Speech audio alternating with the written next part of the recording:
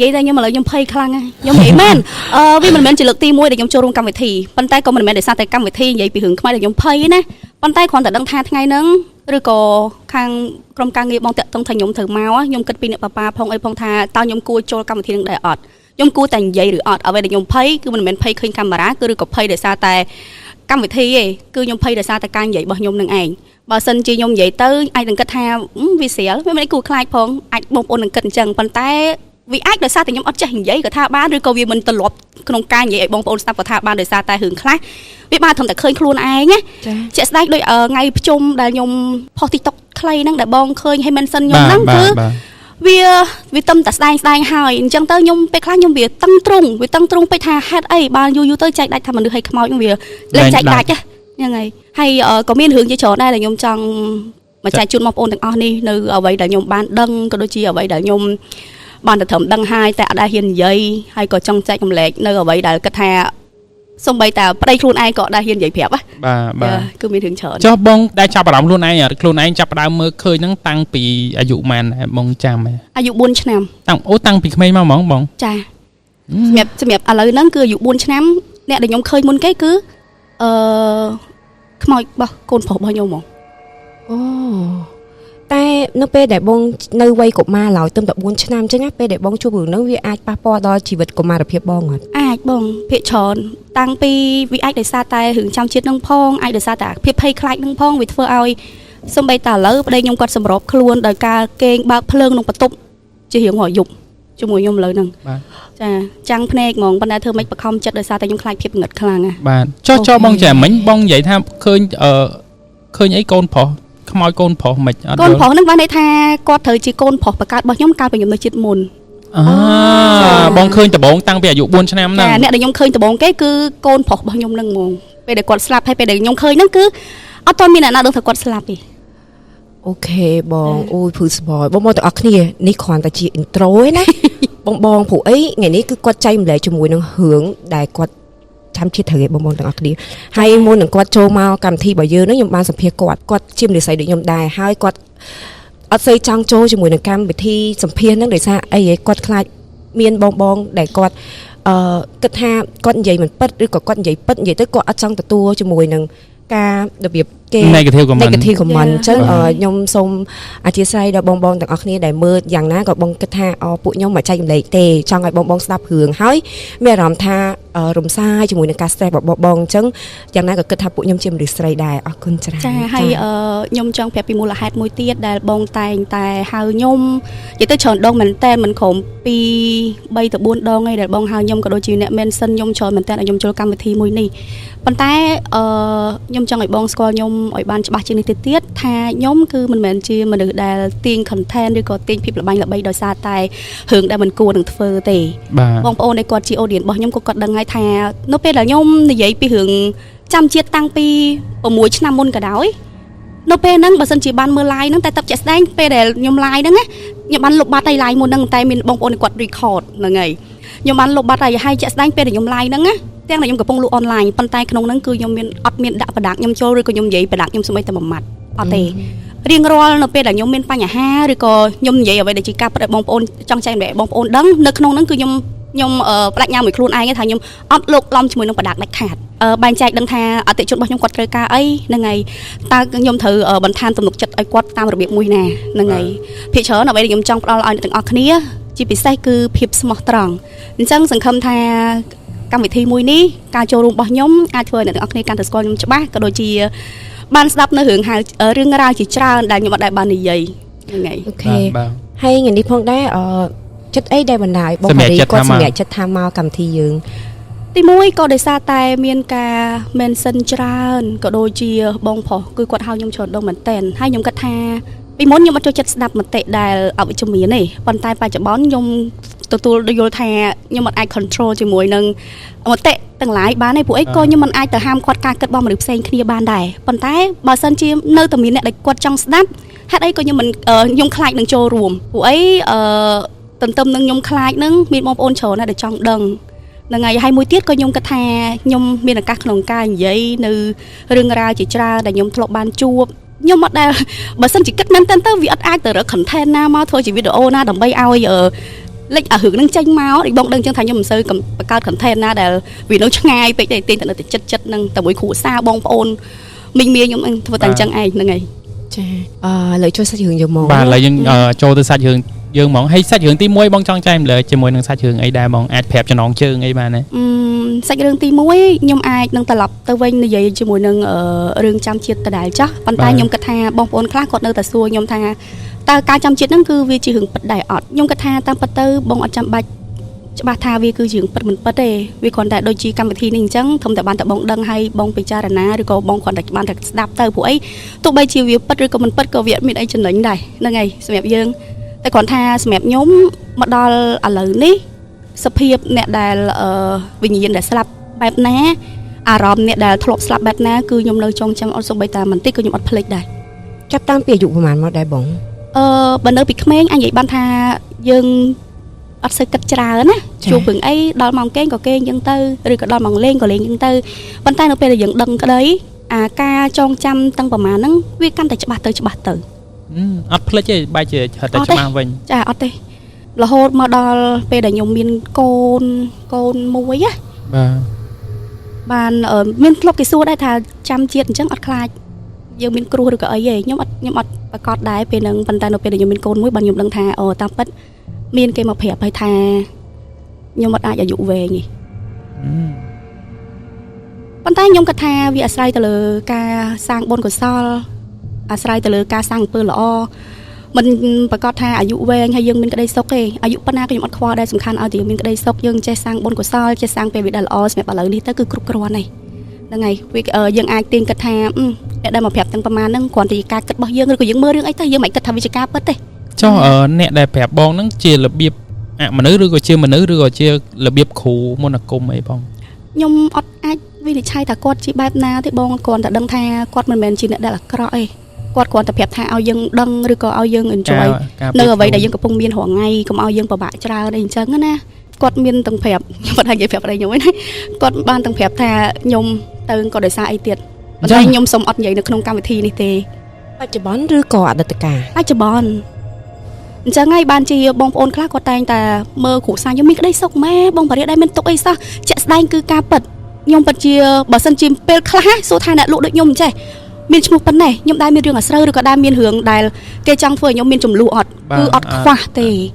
ប៉ុន្តែសួរថាខ្ញុំតតបតអត់អ្នកខ្លះឆ្កោះពេលខ្លះខ្ញុំគួយថាអេដូចតនេពេកឬក៏មិនចង់ឲ្យខ្ញុំខឹងចង់ឲ្យខ្ញុំក្តៅកាហាយឬក៏មិនខ្ញុំអត់ក្តៅទេដោយសារអីខ្ញុំដឹងថាខ្ញុំត្រូវតែរីករាយឬក៏ enjoy ជីវិតបច្ចុប្បន្នរបស់ខ្ញុំរងថ្ងៃឲ្យវាពិសេសបំផុតសម្រាប់ខ្ញុំចុះដល់ពេលគេប្រាប់ទាំងមូលហេតុពេលវេលាហើយហេតុការដែលទូទាយពីអនាគតយើងគេប្រាប់ចឹងហើយដល់ពេលបងចងចាំរហូតចឹងដូចថាយើងគេងសុកយើងគិតដល់វាធ្វើឲ្យអារម្មណ៍យើង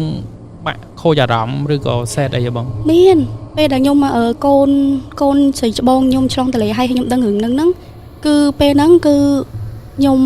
គេហៅថារបៀបអាការៈរបៀប Mommy Blue ដល់ពេលហ្នឹងគឺអាពេលពិបាកចិត្តហត់នឿយនឹងកូនផងហើយទៅពេលទៅលឿនចឹងគឺខ្ញុំបាក់ទឹកចិត្តខ្លាំងមែនតើប៉ុន្តែដល់ទៅពេលមួយខ្ញុំដកចិត្តមកគិតវិញថាហេតុអីបានខ្ញុំត្រូវព្រួយបារម្ភជាមួយនឹងរឿងដែលវាមិនទាន់កើតឡើងទាំងតែការពិតជីវិតយើងរងថ្ងៃប្រសើរហ្នឹងហេតុអីក៏យើងទៅខ្លាចនៅរឿងដែលយើងមិនទាន់គិតថាវាជាការពិតមែនអត់ផងហ្នឹងខ្ញុំមើលទៅបងឯងរឹងមាំណារឹងមាំហ្មងហើយ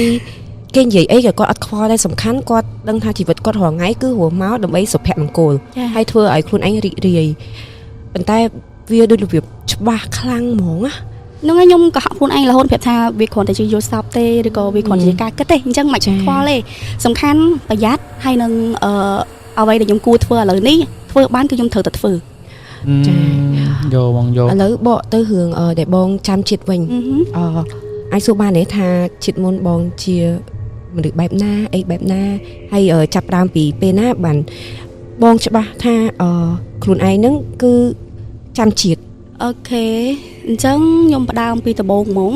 អាចនឹងបងប្អូនខ្លះក៏គាត់បានដឹងខ្ញុំសូមនិយាយបន្ថែមដើម្បីឲ្យវាកាន់តែច្បាស់ទៀតអញ្ចឹងណាកាលពីជាតិមុនខ្ញុំមានឈ្មោះចិនសុកចាភេទប្រុសឈ្មោះគេចិនសុកចាតកូចិនចាចិនសុកហៅតាសុកណាតាសុកចាហើយខ្ញុំគឺជាគេហៅមេភូមិនៅក្នុងភូមិត្រពាំងសាបដែលបងបត់ចម្រៀងដែលគេឮថាត្រពាំងសាបកុលាបរយណាអូខេនៅខេត្តណាបងនៅតាកែវ ទាំងសាប់ខេត្តតាកែវ ចាជីពីផ្លូវសំងយ៉ងយើងទៅបាត់ស្ដាំបុកទៅផ្លូវ5ខ្នាហ្នឹងគឺនៅទាំងសាបហ្នឹងឯង ហើយឆ្នាំណាបងពេលដែលធ្វើជាមេភូមិហ្នឹង 30ឆ្នាំមុន ថ្មីថ្មីដែរ ថ្មីទេហ្នឹងហើយខ្ញុំនឹងត្រឡប់មកក្រោយទៀតថាខ្ញុំនឹងចាប់ជាតិពេលណាខ្ញុំមានបញ្ហាអីបាទខ្ញុំស្លាប់អញ្ចឹងពីដើមឡើយហ្នឹងខ្ញុំគឺជាមេភូមិនៅមួយកូនខ្ញុំទាំងអស់ហ្នឹងហើយម៉ាក់ខ្ញុំបច្ចុប្បន្នហ្នឹងពីមុនគឺគាត់អត់នៅក្បែរភូមិខ្ញុំហ្នឹងទេគាត់ក្រខ្លាំងមែនតែនគាត់ក្ររហូតទៅដល់ផ្ទះដែលគាត់ធ្វើហ្នឹងគឺគាត់គ្រាន់តែប្រក់ស្លឹកគេហៅស្លឹកត្នោតណាគាត់យកអញ្ចាំងវត្តធ្វើជាអញ្ចាំងផ្ទះ ចា ហ្នឹងហើយធ្វើជាយើងលបងវត្តធ្វើជាអញ្ចឹងផ្ទះគាត់ហ្នឹងហើយដល់ទៅពេលមួយហ្នឹងខ្ញុំឃើញគាត់អត់ពេកអណិតណាអញ្ចឹងដល់ទៅពេលមួយដែល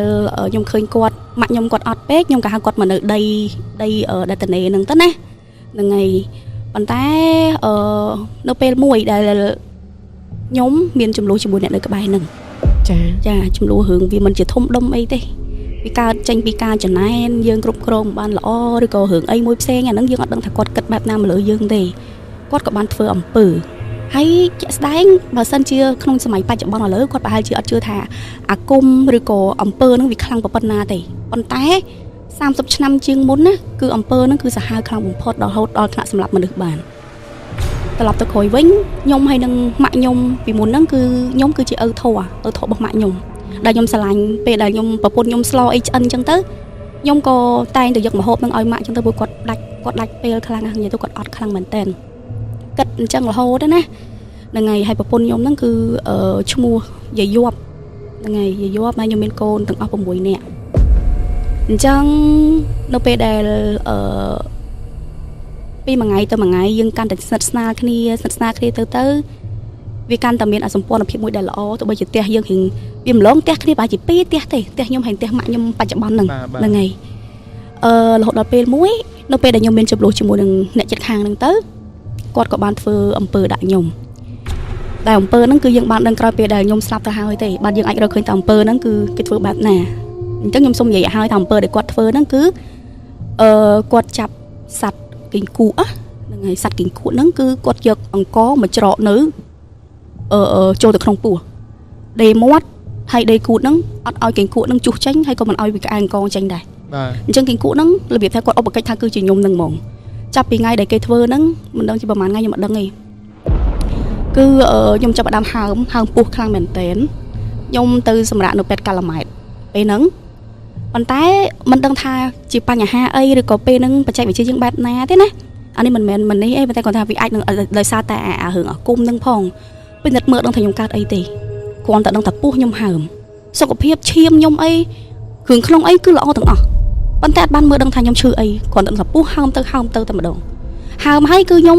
រៀបថាខ្ញុំនិយាយឡើងចេញណាវាដូចជាមនុស្សពិការអញ្ចឹងណាបើកតែភ្នែកតែនិយាយចេញទេហ្នឹងហើយអញ្ចឹងពីមួយថ្ងៃទៅមួយថ្ងៃចាប់ដើមពិបាកទៅគេងនៅខ្ញុំគេងនៅពេទ្យកាឡាម៉ែតដូចជាអត់យូរទេគូសារខ្ញុំអីហ្នឹងអស់លុកអីអស់ហើយមកមើលហ្នឹងតែម្ដងជាមើលបែបម៉េចបើសិនជាអត់ដឹងថាជំងឺយើងបែបណាផងហ្នឹងអញ្ចឹងម៉ាក់ខ្ញុំពេលហ្នឹងគាត់មកមើលរហូតទៅដល់ពេលយប់មួយពេលហ្នឹងបានខ្ញុំដឹងថាតាមពិតទៅខ្ញុំបានចេញពីខ្លួនខ្ញុំបាត់ហើយព្រលឹងរបស់ខ្ញុំ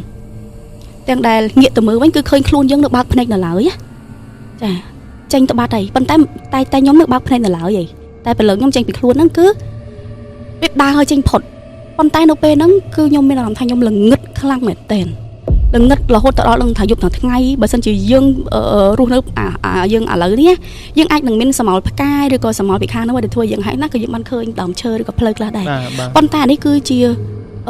អារម្មណ៍មួយដែលវាល្ងឹតខ្លាំងទៅតែមែនទែនរហូតដល់ពេលដែលខ្ញុំចេញពីខ្លួនខ្ញុំហ្នឹងខ្ញុំស្រាប់តែឮសំឡេងមនុស្សប្រុសចំណាស់ម្នាក់និយាយពីក្រោយខ្ញុំហ្នឹងប្រាប់ថាតែឯងត្រៀមចិត្តតែឯងចិត្តផុតហើយគាត់ប្រាប់អញ្ចឹងតែឯងចិត្តផុតហើយអញ្ចឹងតែឯងទៅរកនឹកមើលថាអ្នកណាដែលតែឯងធ្លាប់ធ្វើបុណ្យមួយខ្លះធ្វើទានមួយខ្លះហើយតែសាកសុំគេមើលថាគេអាចឲ្យតែឯងនៅអត់ពេលហ្នឹងភ្លាមខ្ញុំអត់មានអារម្មណ៍ថាតក់ស្លុតឬក៏ចិត្តមួយភ័យឬក៏ទួញសោកអីដូចជាមនុស្សយើងធម្មតាវាបុកជាដូចជាមនុស្សរុក្ខជាតិដែលដឹងឮហើយក៏ហើយទៅក៏ស្មើអញ្ចឹងស្មើហ្មង chẳng có cái thằng mình ta cồn thi thế vụ ấy cồn trai anh sẽ ta khi sợ ọt đôi ta khi bàn tay còn thang cồn thi của miền chật quạt chật là ôn này chẳng nhung có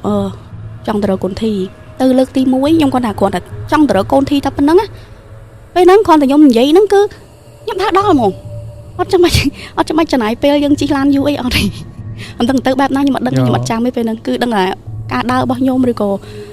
vì nhiệt bao nhung nó cứ vì sao luôn rồi cô đau đây một qua xe máy đỏ xe máy cứ đo đôi kỉnh nôm dương ơi là biết chứ Apollo ấy thôi chứ biết lươn chừng đồng vậy tập về tập đo nó cứ vì lần ngật tập bàn tay về thà khơi ta bằng lòng kre quạt năng ảnh đợi khơi nằng đằng nào mà đo lại chẳng ta xong cây mớ sống nhưng ta ta xong mấy cây cặp bông đấy lúc hay nhưng đặt tới cái lưỡi đây ấy nhưng mà thằng đặt tới bờ đặt cây ban nắng vô sao cây từ chắc mai mà đó là lưỡi đấy nhưng nơi tại ban chợ đại thà pe khác nhưng bật chỉ vô shop rồi cô pe khác vì bật chỉ bật lần vô từ chụp hưởng ấy mùi mền phụ ấy ở đây là nhung chua pe để nhung cặp bông slap nắng cứ nhung tận đá mặt nhung cặp bông tận kênh lụa nắng ai quạt nhẹ mòn dây mùi nhung bạn nằng chẳng pe để quạt nhẹ nhung đau đặt tiệt đáy mạ của phồng nhẹ mền mạ của thằng ha ngay bụng anh mau thở ấy cái bụng anh đâu pet hay bụng anh chí à ấy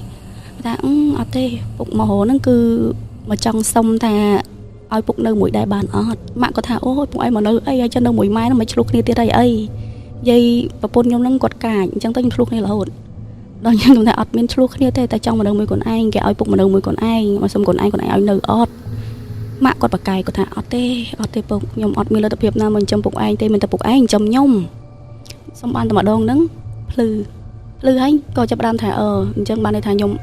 lực thì muối nó cứ phê lại xong ăn ban đây nhung có bát bị mặn thì đây bát chân mỏng là ngật chân thì đây bật ai là nắng anh ấy nhưng mà đắng anh ấy bị lư bị mặn nhung vậy với nhé này có thà quạt có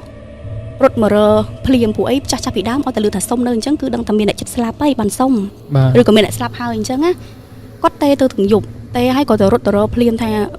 từ mưa đo cao làm mát nó thà mà cháy bụng rồi hay mai có thằng pet cây sừng khom thà chia cao sập hệ rồi ấy pet cây gì chẳng vĩnh đấy pet thà phật cừu thân ai mình thử thì ấy tê anh tê ba này đấy mà có thằng chẳng thu trung hay để xài dụng mấy nó vừa sau khinh phục mà sông nơ nâng này rồi xẹp tại lư bên nâng á ta lọp ta vĩnh ta cha mình nè mà đu phổ mình nè chừng nào đại phẹp nhôm tha ao từ sông mã nâng á còn phẹp tha bờ sân chỉ trong nơi cho mùi kê bờ kẹp phồng ơi nơi hái rút từ sự cục từ sự cọt kia chứ á ta xong kia từ thôi chân tới bàn rồi ta kê ao anh chấn á nè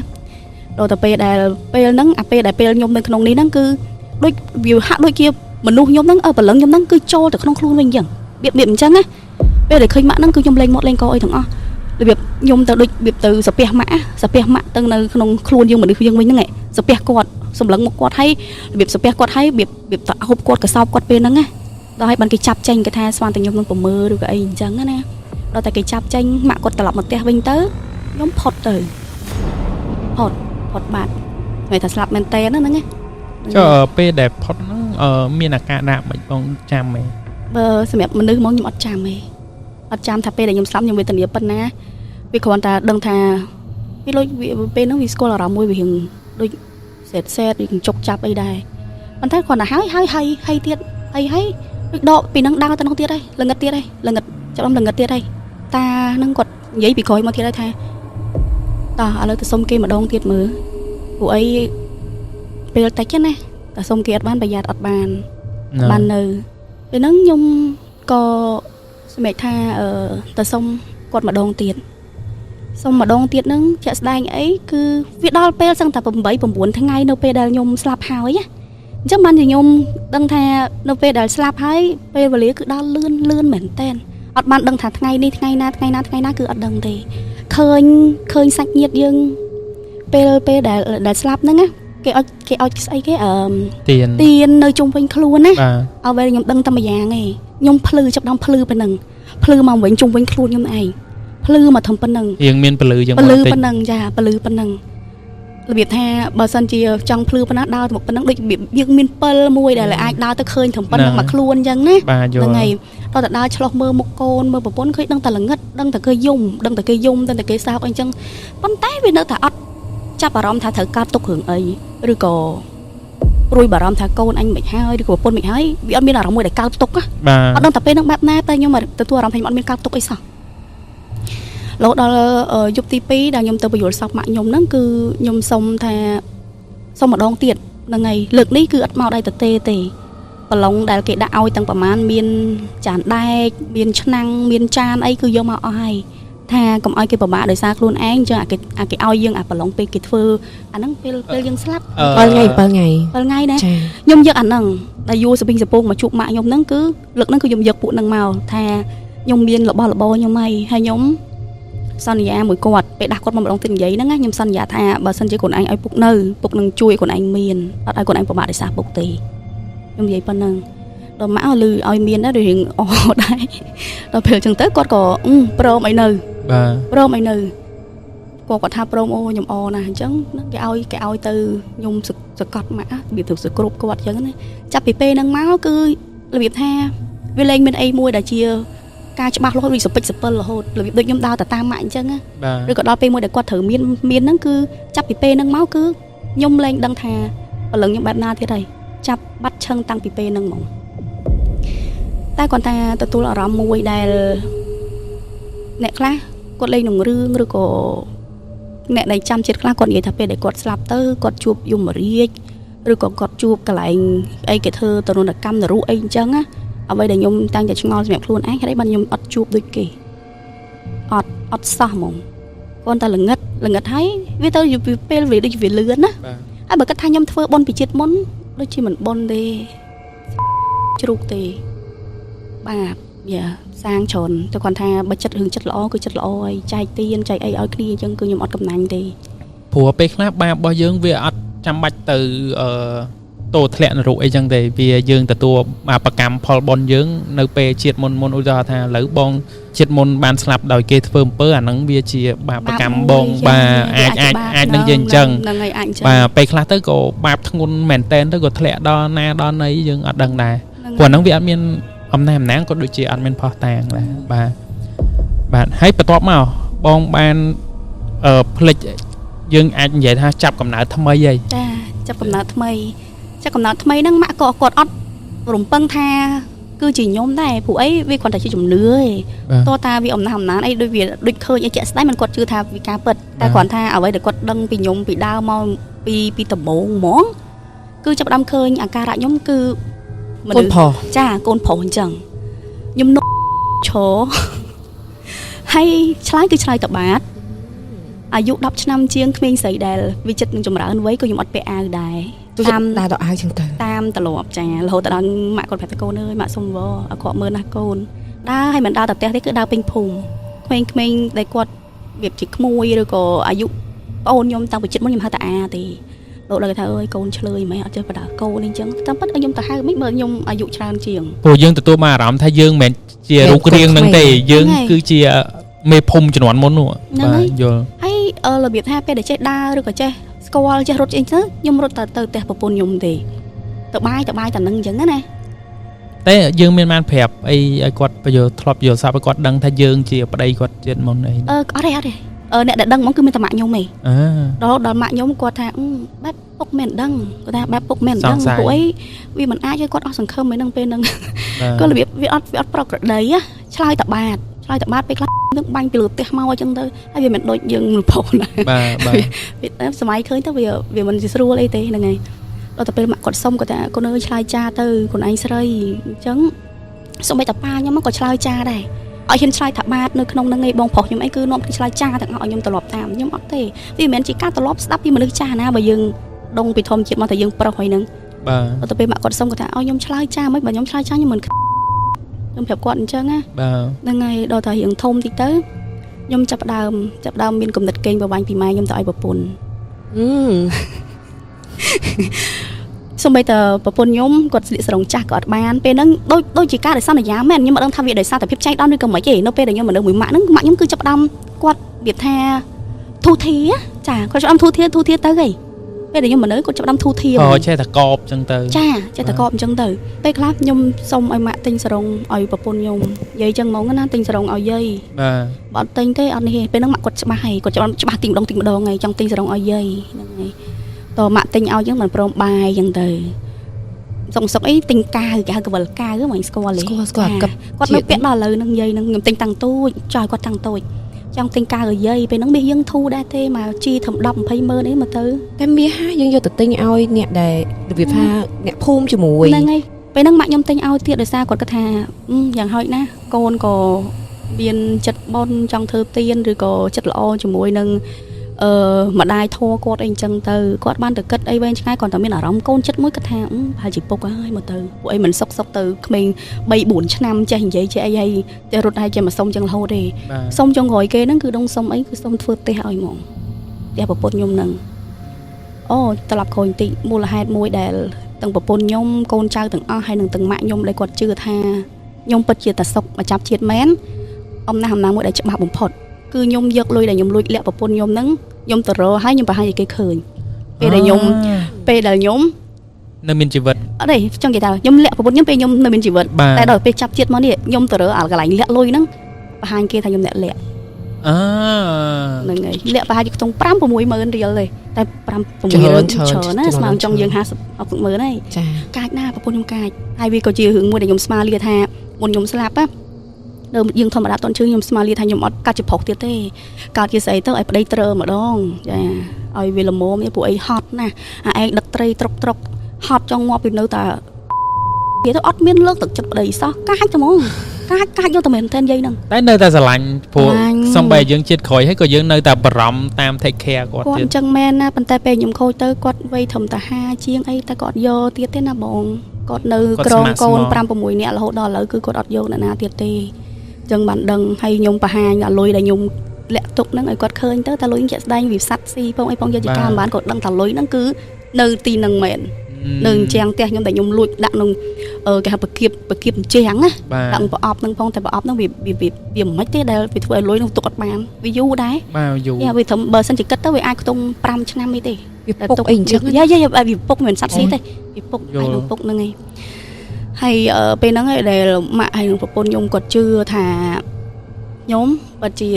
ប្តីគាត់ឬក៏ឪពុកគាត់ដែលមកចាប់ជាតិមែនខ្ញុំសុំឲ្យគាត់មកធ្វើទេសឲ្យគាត់ឲ្យប្រពន្ធខ្ញុំអញ្ចឹងទៅសុំខ្ញុំប្រាប់ដូចជាប្រាប់ចេះទៅថាបើសិនជាម៉ែឯងទិញអានេះឲ្យយាយម៉ែឯងនឹងបានប៉ុណ្ណេះឬក៏ពេលម៉ែឯងធ្វើទេសឲ្យយាយម៉ែឯងនឹងកាន់តែមានហ្មងខ្ញុំប្រាប់គាត់អញ្ចឹងហ្មងណាតែជាក់ស្ដែងគឺមិនអញ្ចឹងមិនហេតុផលអីម៉ាក់ខ្ញុំគាត់សុកគាត់ទិញឲ្យរហូតទេខ្ញុំប្រាប់ថានៅពេលដែលម៉ែឯងឲ្យអីទៅប្រពន្ធខ្ញុំហ្នឹងម៉ែឯងមានអីមួយបានហ្នឹងហើយតែខ្ញុំដល់តែពេលហ្នឹងខ្ញុំនិយាយថាម៉េចទេអត់ចាំទេអាពេលក្នុងឥឡូវវាអត់ចាំទេចាំតែមុនហ្នឹងហើយអញ្ចឹងហើយបានម៉ាក់គាត់ចេះគាត់ចេះថាដូចយើងទៅថ្វាយបំណងអីអញ្ចឹងបែបអញ្ចឹងគាត់ធ្វើផ្ទះឲ្យមែនផ្ទះរបៀបផ្ទះឈើអស់ 3-4 ពាន់របស់គាត់ដែរហ្នឹងហើយនិយាយផ្ទះមកសំរុំឲ្យហ្មងហ្នឹងហើយអញ្ចឹងការដែលចាំជាតិគឺវាមានតែប៉ុណ្្នឹងខ្ញុំត្រឡប់ទៅនិយាយរឿងដែលទី1ដែលខ្ញុំចាប់ផ្ដើមឃើញពពួកអមនុស្សដំបូងគេគឺជាកូនប្រុសខ្ញុំនឹងតែម្ដងដែលជាកូនប្រុសទីប្រហែលនេះខ្ញុំភ្លេចគាត់ឈ្មោះអានកូនប្រុសហ្នឹងហើយដែលនៅផ្ទះនៅជាប់ខ្ញុំរងថ្ងៃហ្នឹងហ្មងណាកូនប្រុសបងតាជាតិមុនដែលជាកូនរបស់តាសុកចាហ្នឹងហើយច្រឡំតែយាយខ្ញុំកូនប្រុសរបស់តាសុកជាតិមុនហ្នឹងហើយកូនប្រុសរបស់ខ្ញុំជាតិមុនក៏បន្តនិយាយទៅស្នងជាមួយនឹងឪពុកគឺរកស៊ីគឺអត់មានអីខែពីដឹកត្រីយកទៅលក់នៅផ្សារទេចាគាត់ដឹកត្រីយកទៅលក់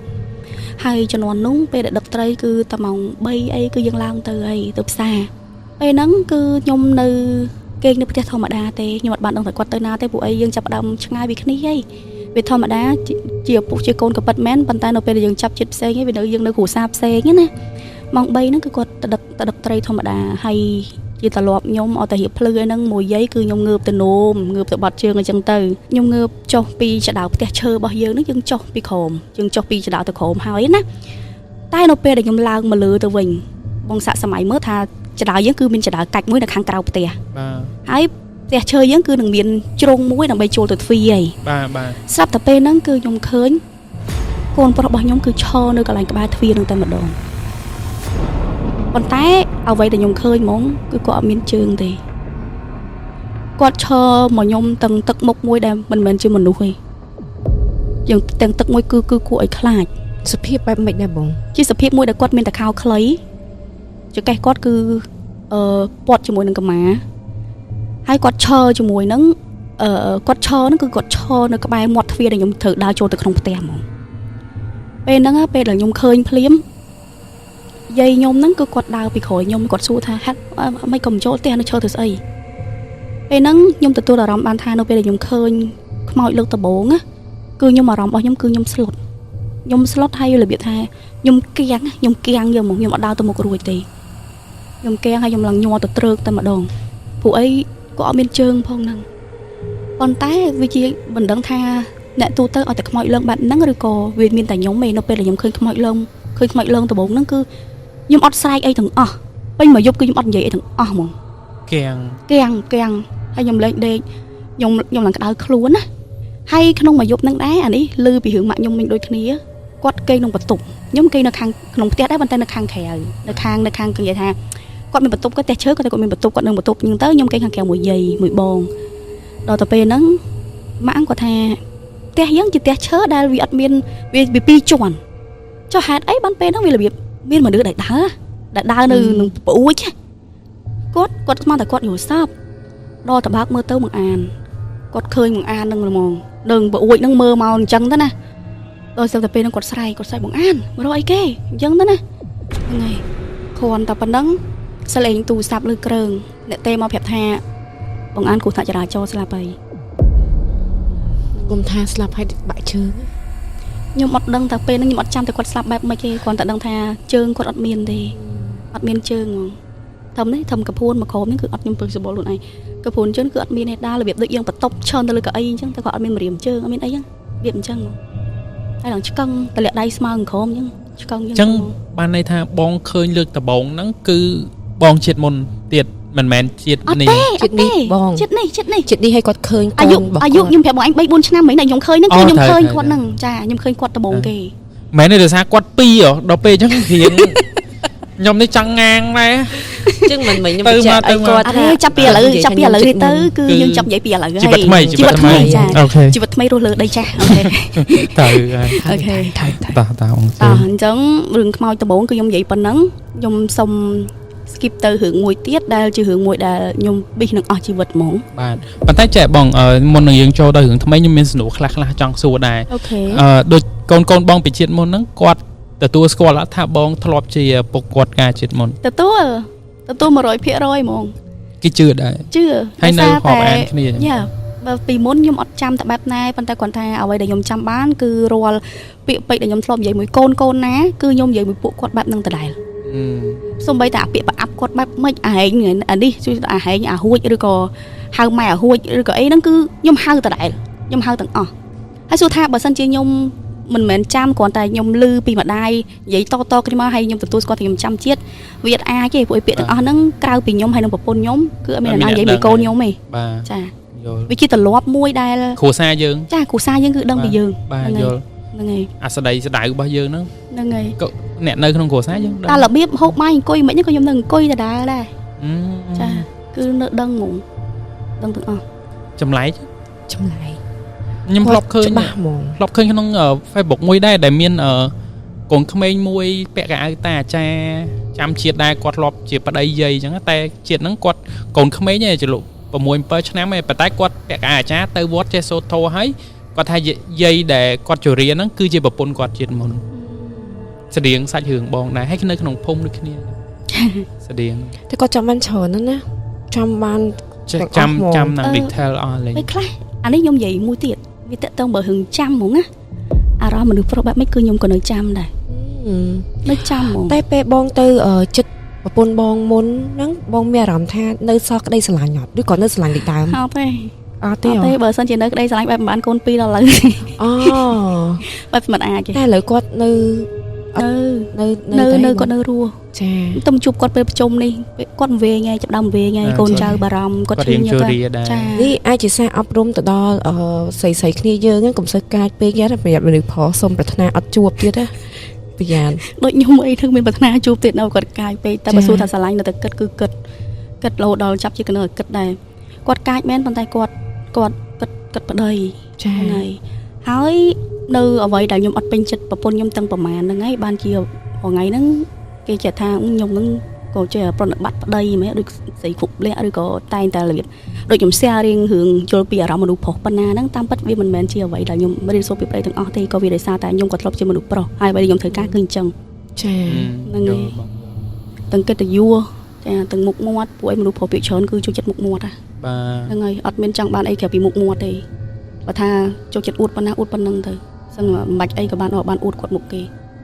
แบบจังพอถ้าวิธีอวดมีนเชิญอวดถ้ามีนเสกกระไดซอกเชียงเหมือนถ้าโตมีนลอยมีนล้านมันแต่อวดเก๋แต่ไปคลาขูซาย้อมมีนกระไดซอกเนี่ยกอนปีแบบปนมวยจะไหนเป็นมือขี้เนี่ยแต่ยำศพจีลานดาเลยแต่แค่อันนั้นก็ยื่นยอมมาอวดมันยื่นไปให้เก๋ดอยตรงเวอร์บอกปุยยื่นบ้าจังดับไปบองจำเชียดจังมีอารมณ์ท่าปะปอลดอยื่นเชียดนี่ยมกระทาสมัยยมมองเอาไว้ได้ปะปอลบ่พอดvì còn ta hưởng muối đây nhung nó pe đây nhung vậy bị hưởng nắng cứ nhung khai sập hiệp đây nhung nghịch nâng này đây về chi mô là hạt muối đây nhung ở hiện đây là nghịch rồi còn từ đây cái này là nghịch xong bây giờ club mẹ nó bông khai cha nhung khai là nghịch à bất chỉ khai mình nó pe đây là nghịch muối cứ nhung khai thấy là việc biết phơi dương chăm mà tập hiệp là dương đào đây rồi còn tập hiệp muối đây dương mình tại nhá cứ chăm quạtสมัยทั้งpe đây quạt chiaวิญญาณนั่งไงฮะquạt chiaวิญญาณนั่งquạtจำไหมបើសិនជាយើងភ្លេចអាហ្នឹងវាគិតថាវាអាចស្រួលជាងមនុស្សធម្មតាប៉ុន្តែនៅពេលដែលយើងចាំបានថាយើងធ្លាប់ស្លាប់បែបម៉េចមានអារម្មណ៍ថាវាគួរឲ្យខ្លាចបែបម៉េចបានដឹងថាវាគឺជាអារម្មណ៍មួយដែលពិបាកហើយវាគេតែគិតថាល្អហើយបានចាំចិត្តអ្នកខ្លះសូម្បីមិនសិលមិញធ្វើអីចាំផងណែនេះពាក្យលេងសើចមិនតែបើសួរមែនតើវិញសួរខ្ញុំសប្បាយចិត្តនឹងការចាំអត់ខ្ញុំអត់សប្បាយទេពេលខ្លះខឹងខ្លួនឯងដែរតែមិនសិលមិញដល់ទុកស្បែកជើងនរណាក៏មិនចាំដែរហើយតើចាំអាណាអានេះមួយឆ្នាំមុននោះចុចចេះហេបងដូចថាឥឡូវបងចែកម្លែកចឹងធម្មតាពេលខ្លះក៏មានមិត្តភ័ក្ដិបងចែកម្លែកមួយមិត្តភ័ក្ដិបងអីចឹងគេមានអ្នកខ្លះគេអត់ជឿគេអីចឹងថាយើងចេះសម័យអីចឹងមានបងប្រុសខ្ញុំមួយដែលគាត់ទៅខូចនឹងគាត់សួរខ្ញុំដែរពេលហ្នឹងតើប៉ារីមិននិយាយមែនទេព្រោះបងអញគិតថាខ្ញុំមិនចឹងហើយសួរខ្ញុំមែនហ្នឹងតែបើសិនជាអ្នកនៅក្បែរខ្លួនខ្ញុំទាំងប្រហែលខ្ញុំនេះមិនដឹងថាគាត់ចិត្តបែបណាទេប៉ុន្តែទៅលើការបង្ហាញរបស់គាត់ក៏ដូចជាការនិយាយរបស់គាត់ឬក៏ភាពដែលទទួលបានរបស់គាត់ហ្នឹងគឺគាត់ពិតជាជឿដោយសារតែខ្ញុំមិនមែនជា model ចូលចិត្តនិយាយរឿងអ្វីដែលវាអត់កើតឡើងពិតប្រាកដឬក៏ខ្ញុំតែងតែផ្ដល់ទំនុកចិត្តឲ្យអ្នកជុំវិញខ្លួនណាបងអញ្ចឹងទៅគាត់អត់ដែលទទួលអារម្មណ៍ថាការកុហកពីខ្ញុំហ្នឹងគឺបានអីទេអញ្ចឹងទៅនៅពេលដែលខ្ញុំនិយាយគឺគាត់តែងតែស្ដាប់ឲ្យគាត់ខ្លាចដូចគ្នាប៉ុន្តែបើសូមមិនទៅតិចបំផុតដែលខ្ញុំនិយាយពីរឿងដែលខ្ញុំចាំជាតិនឹងជាមួយពួកគាត់គឺខ្ញុំអត់សូវនិយាយទេអត់សូវទេនៅពេលដែលនិយាយគឺខ្ញុំបន្លប់មកថាខ្ញុំអត់និយាយព្រោះខ្ញុំនិយាយខ្ញុំខ្លាចទាំងខ្លួនឯងទៀតនិយាយឲ្យវាអត់សុបាយចិត្តអត់ស្លាប់អត់ឆ្លាស់ចិត្តហ្នឹងហើយតែសួរបងខ្លាចខ្មោចអត់អត់មិនក៏សួរអញ្ចឹងចុះឃើញបងជួបរឿងចឹងច្រើនវាអាចលក្ខណៈថាស៊ាំអត់ស្វាំទេខ្លាចយ៉ាអត់ស្វាំទេនិយាយទៅសក់ក្បាលវិញខ្មោចឡើងចង់ជ្រុកអស់ហើយនេះគាត់ព្រឺសបល់រហូតនឹងគាត់ព្រឺសបល់តែខ្ញុំមកដល់ស្ទិតយោមួយថ្ងៃហ្នឹងខ្ញុំសួរតែម៉េចឲ្យធុកនៅអូពួកខ្ញុំមិនដែរដូចជាអត់ដែរត្រឡប់ទេឲ្យតែធុកមូសឲ្យតែធុកមូសបាទមិនត្រឡប់ហ្នឹងតែគាត់តែពេលខ្លះបាញ់ជឿទៅលើកតុយភ្នែកហីជើងមុនវញ្ញសាច់តែជើងនេះវាអត់អីទេលប់ឃើញម្ដងប៉ុន្តែដូចអត់អីហងអត់អីបាញ់ឃើញតទៀតទៅអញ្ចឹងតែខ្ញុំសួរខ្លាចអត់ខ្លាចហើយខ្ញុំអត់ចង់ជួបទេវាមានពេលខ្លះមិនគាត់ចង់បង្ហាញទេតែដោយសារតែគេហៅរិស័យយើងផងបងឯងឃើញនៅម្ដុំណាចុះវាអាចនឹងមានអ្នកមកជាមួយខ្ញុំតែកុំទៅចាំបានមែនទេអត់ចង់និយាយអីច្រើនទេគាត់ថារបៀបនិយាយសូម្បីជំនាញផ្ទះខ្ញុំរងថ្ងៃវ័យប៉ុន្មានខ្ញុំឃើញរហូតណាហើយខ្ញុំខ្លាចហើយបងឯងមើលគេក៏មានអត់ឃើញសោះហើយឃើញតែខ្ញុំអត់ជំនាញផ្ទះយកតែហ្មងតែខ្ញុំជឿថាមានដោយសារខ្ញុំខ្លាចឥឡូវយើងជំរឿសវាមានពីរមួយខ្មោចលងមួយជំនាញផ្ទះលងបើយកគេខ្ញុំគិតថាបើសិនជាអាចអត់រើសទាំងពីរក៏បានហ្នឹងហើយបានអត់មានជំនាញផ្ទះហ្នឹងខ្ញុំខ្ជិលបើដាក់ជំនាញផ្ទះកុំឲ្យខ្មោចលងហើយជំនាញផ្ទះមកលងអដែលហ្នឹងអញ្ចឹងជ្រុលកុំបារតែមានទេណាបងវាមានចេះបងឯងគិតអញ្ចឹងណាប៉ុន្តែបើសួរថាជ្រើសរើសមួយណាវានៅតែជំនាញផ្ទះវាជាជំរឿដ៏ល្អបំផុតដោយសារគេមិនមកបន្លាចយើងឲ្យយើងខ្លាចធ្វើបាបយើងទេគេមកការពារយើងហ្នឹងវាធម្មតាវាអាណាព្យាបាលដែរគាត់អាចនឹងការពារពីអមនុស្សដែលគាត់ចង់ចូលមកហ្នឹងហើយអញ្ចឹងណាពេលដែលយើងអត់នៅយើងដល់ពេលអមនុស្សអត់ចូលកតាបកិច្ចគាត់លងជំនួសអមនុស្សសិនពេលខ្លះគាត់មិនតែចង់លងទេយើងឃើញគាត់ខ្លួនឯងគាត់តែមិនតែចង់លើកអីគាត់និយាយទៅនៅតែខាមតែសំខាន់làយើងចង់ឃើញមិនឃើញមកធ្វើឃើញបិទភ្នែកខ្លះធ្វើមិនឃើញខ្លះទៅណាចាតែខ្ញុំអត់ដែរឃើញទេបងតែខ្ញុំខ្លាចសាហាវហ្មងខ្ញុំខ្លាចណាស់ anh thơ cùng khai với bay khai ta khai nâng cột trời trong vai phép luôn anh phong chẳng đây vai mà phép nhớ vai phép luôn anh nhớ phép nhưng mà anh còn phép đây phụ ấy nhung tụi bây nhung phép của anh bầm bờ đây đó ở đây còn nhung nơi chân này មិនចឹងខ្លាចបង ខ្លាចហើយមិនមែនថាខ្លាចនឹងអ្នកខ្លាចគេថាខ្លាចក៏ដោយសារតែអារម្មណ៍ បាទ តែអារម្មណ៍ខ្លាចជាការគិតទេតែវាមិនមែនទេបងខ្ញុំមិនមែនសុកទៅអង្គុយខ្លាចខ្ញុំរំពល់រវល់រស់ស៊ីណាវាគិតលើអង្គុយឲ្យខ្លាចទេពេលខ្លះក៏ចង់ទៅដើរលេងចង់ relax កន្លែងណាហើយគិតមើលសូម្បីតែទៅដល់ស្រុកក្រៅក៏តាមលងដែរនេះ អូ វារបៀបអញ្ចឹងចាំមិនន័យថាតាមពិតទៅខ្ញុំគិតថាមិនមែនពួកគាត់ចង់លងទេអ្វីដែលខ្ញុំគិតវិញអានេះគិតទៅលើជ្រុងវិជ្ជមានទៀតហើយនិយាយទៅមិនមែនតែគិតវិជ្ជមានតែគិតទៅលើខ្មៅក៏វិជ្ជមានដែរគិតថាពេលខ្លះ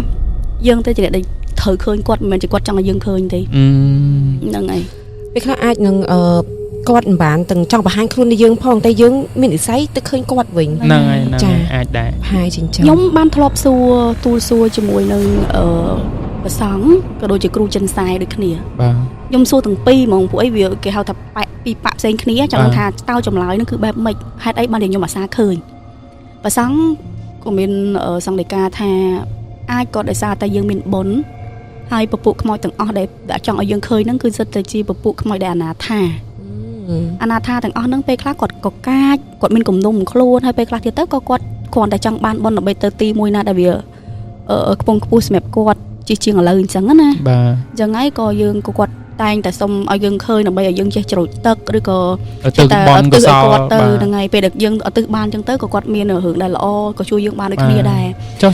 ចិនសែវិញហ្មង បើចិនសែហ្មងគាត់មើលឃើញថាខ្ញុំមានម្ចាស់កម្មពី បាទ មានម្ចាស់កម្មពីរបស់ខ្ញុំដែលរបៀបថាតាំងពីណាពីណីមកមិនធំតែចិត្តមុនទេ មិនដឹងមែន ចាអញ្ចឹងហើយបានជាគាត់របៀបថាអត់ឲ្យខ្ញុំចូលរួមក្នុងការស្ទូចត្រីឬក៏ធ្វើអីដែលធ្វើបាបទេប៉ុន្តែគ្រាន់តែពិបាករឿងប្តីខ្ញុំគាត់ចំណងចិត្តគឺគាត់ស្ទូចត្រីបងសំណាញ់នឹងហ្មងដល់តែពេលអញ្ចឹងហើយយើងជាប្រពន្ធចេះហើយខ្ញុំក៏អ្នកចូលចិត្តស្ទូចត្រីដែរតែខ្ញុំឈប់ស្ទូចយូរហើយខ្ញុំមានអារម្មណ៍ថាខ្ញុំខ្លាចពេលខ្ញុំដោយសារខ្ញុំមានអ្នកចិត្តខាងមួយពេលដែលគាត់ខូចទៅគាត់ចូលចិត្តស្ទូចត្រីហើយមាត់គាត់ដូចគេវត្តដល់ស្ទូចហើយខ្ញុំឈប់ស្ទូចត្រីរហូតមក វាតកតងទៅរឿងបាបបុណ្យនឹងដែរបងតែចិនសែក៏គាត់ប្រាប់អញ្ចឹងថាបើសម្រាប់ខ្ញុំគាត់ឃើញគាត់ក៏ឃើញថាខ្ញុំមានគ្រោះដែរក្នុងវ័យកដាលហ្នឹង វ័យណាមួយអញ្ចឹងតា ចាវ័យណាមួយអញ្ចឹងទៅអញ្ចឹងក៏គាត់ក៏ឲ្យខ្ញុំប្រយ័ត្នឬក៏អីអញ្ចឹងទៅនិយាយទៅអ្វីដែលគាត់មើលមកហ្នឹងគឺដូចជាអ្វីដែលខ្ញុំបានយល់សប្តិឃើញដូចគ្នាដែរត្រឡប់ទៅវិញណាប៉ុន្តែសួរថាតើខ្ញុំភ័យឬក៏ខឹងអត់នៅពេលដែលគាត់មើលមិនល្អតាមពិតក៏អត់មានចេតនាក្នុងការមើលមិនល្អទេក៏គាត់ប្រាប់ថាប្រយ័ត្នតែប៉ុណ្្នឹងអ្វីដែលធ្វើបានដូចជា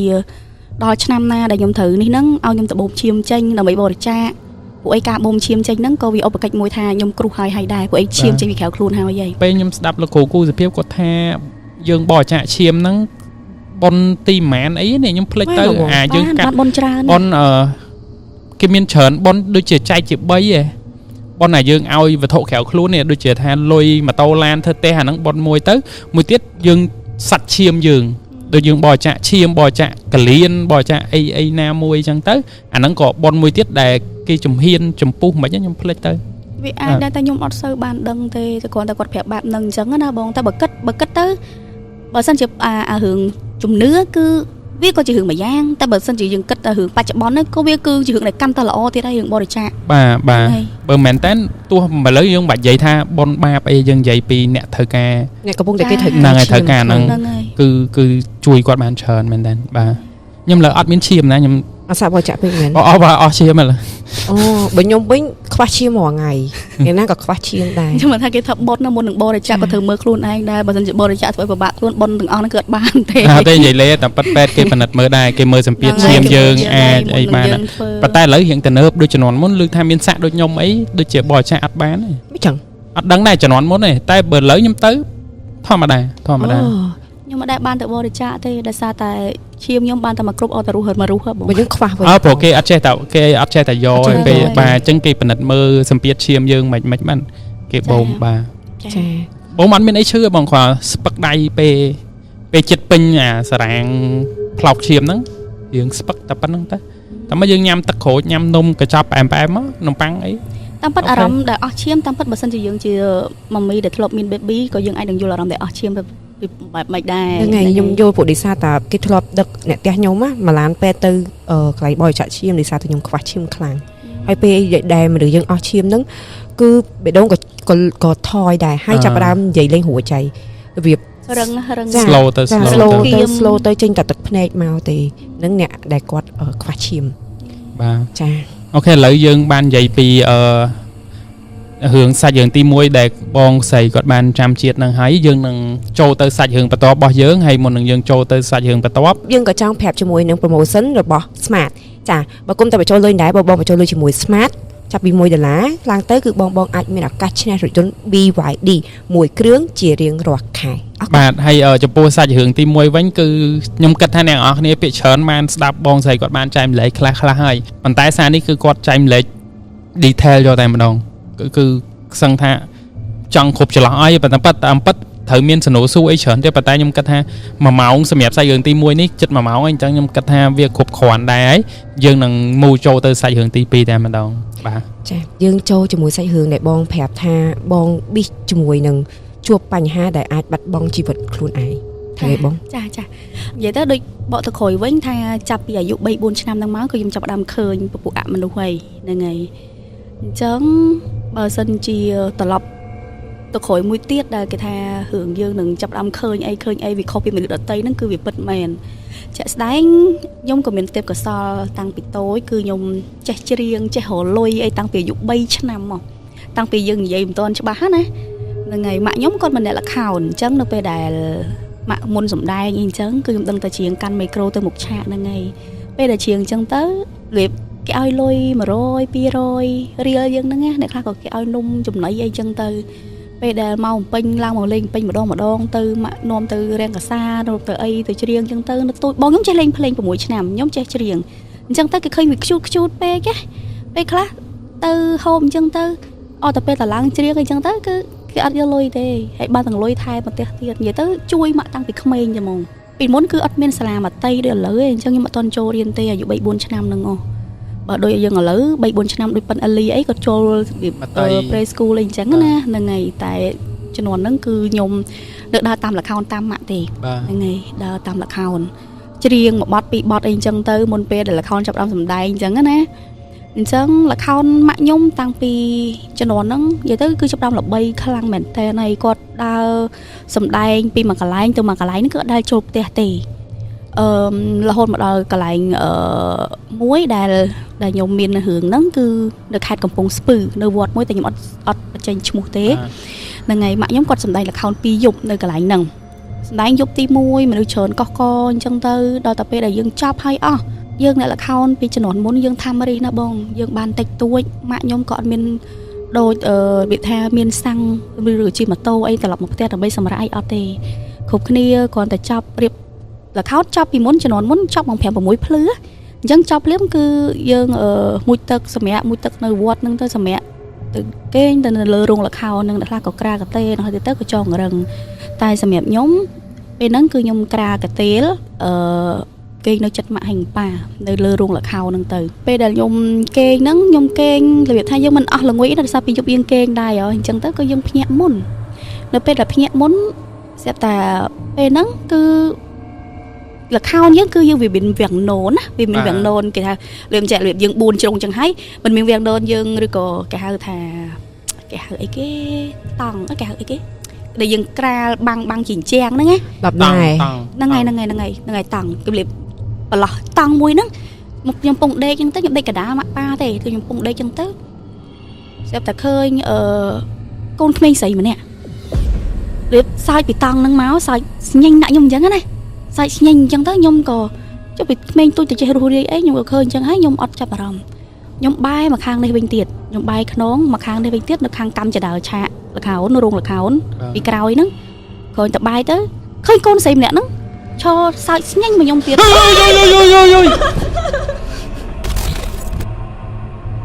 អាមែវគេហៅចឹងបងមកខ្ញុំសុំទៅផ្ទះហ្មងមិញឲ្យវាមិនលោតចឹងចុះខ្ញុំលឹកជើងខ្ញុំភ្ញាក់ហើយបើស្មើមកជើងខ្ញុំអត់នេះហើយស្មានអីលឹកមកលឹកចឹងខ្ញុំแบบភ្ញាក់ហើយវាភ្ញាក់ដែរមិញអូដឹងវាគូខ្លាចខ្មៅឬខ្លាចឆ្មាឥឡូវនេះមិញដល់ណាមិញដល់ញឹមបងញឹមអូខេតោះអញ្ចឹង ចឹងដល់ពេលដែលខ្ញុំបែកខ្នងមកវិញទៅស្រាប់តែឃើញកូនស្រីម្នាក់ហ្នឹងឈរសើចស្ញែងដាក់ខ្ញុំនៅខាងកម្មចដាហ្នឹងសើចស្ញែងមកខ្ញុំតែម្ដង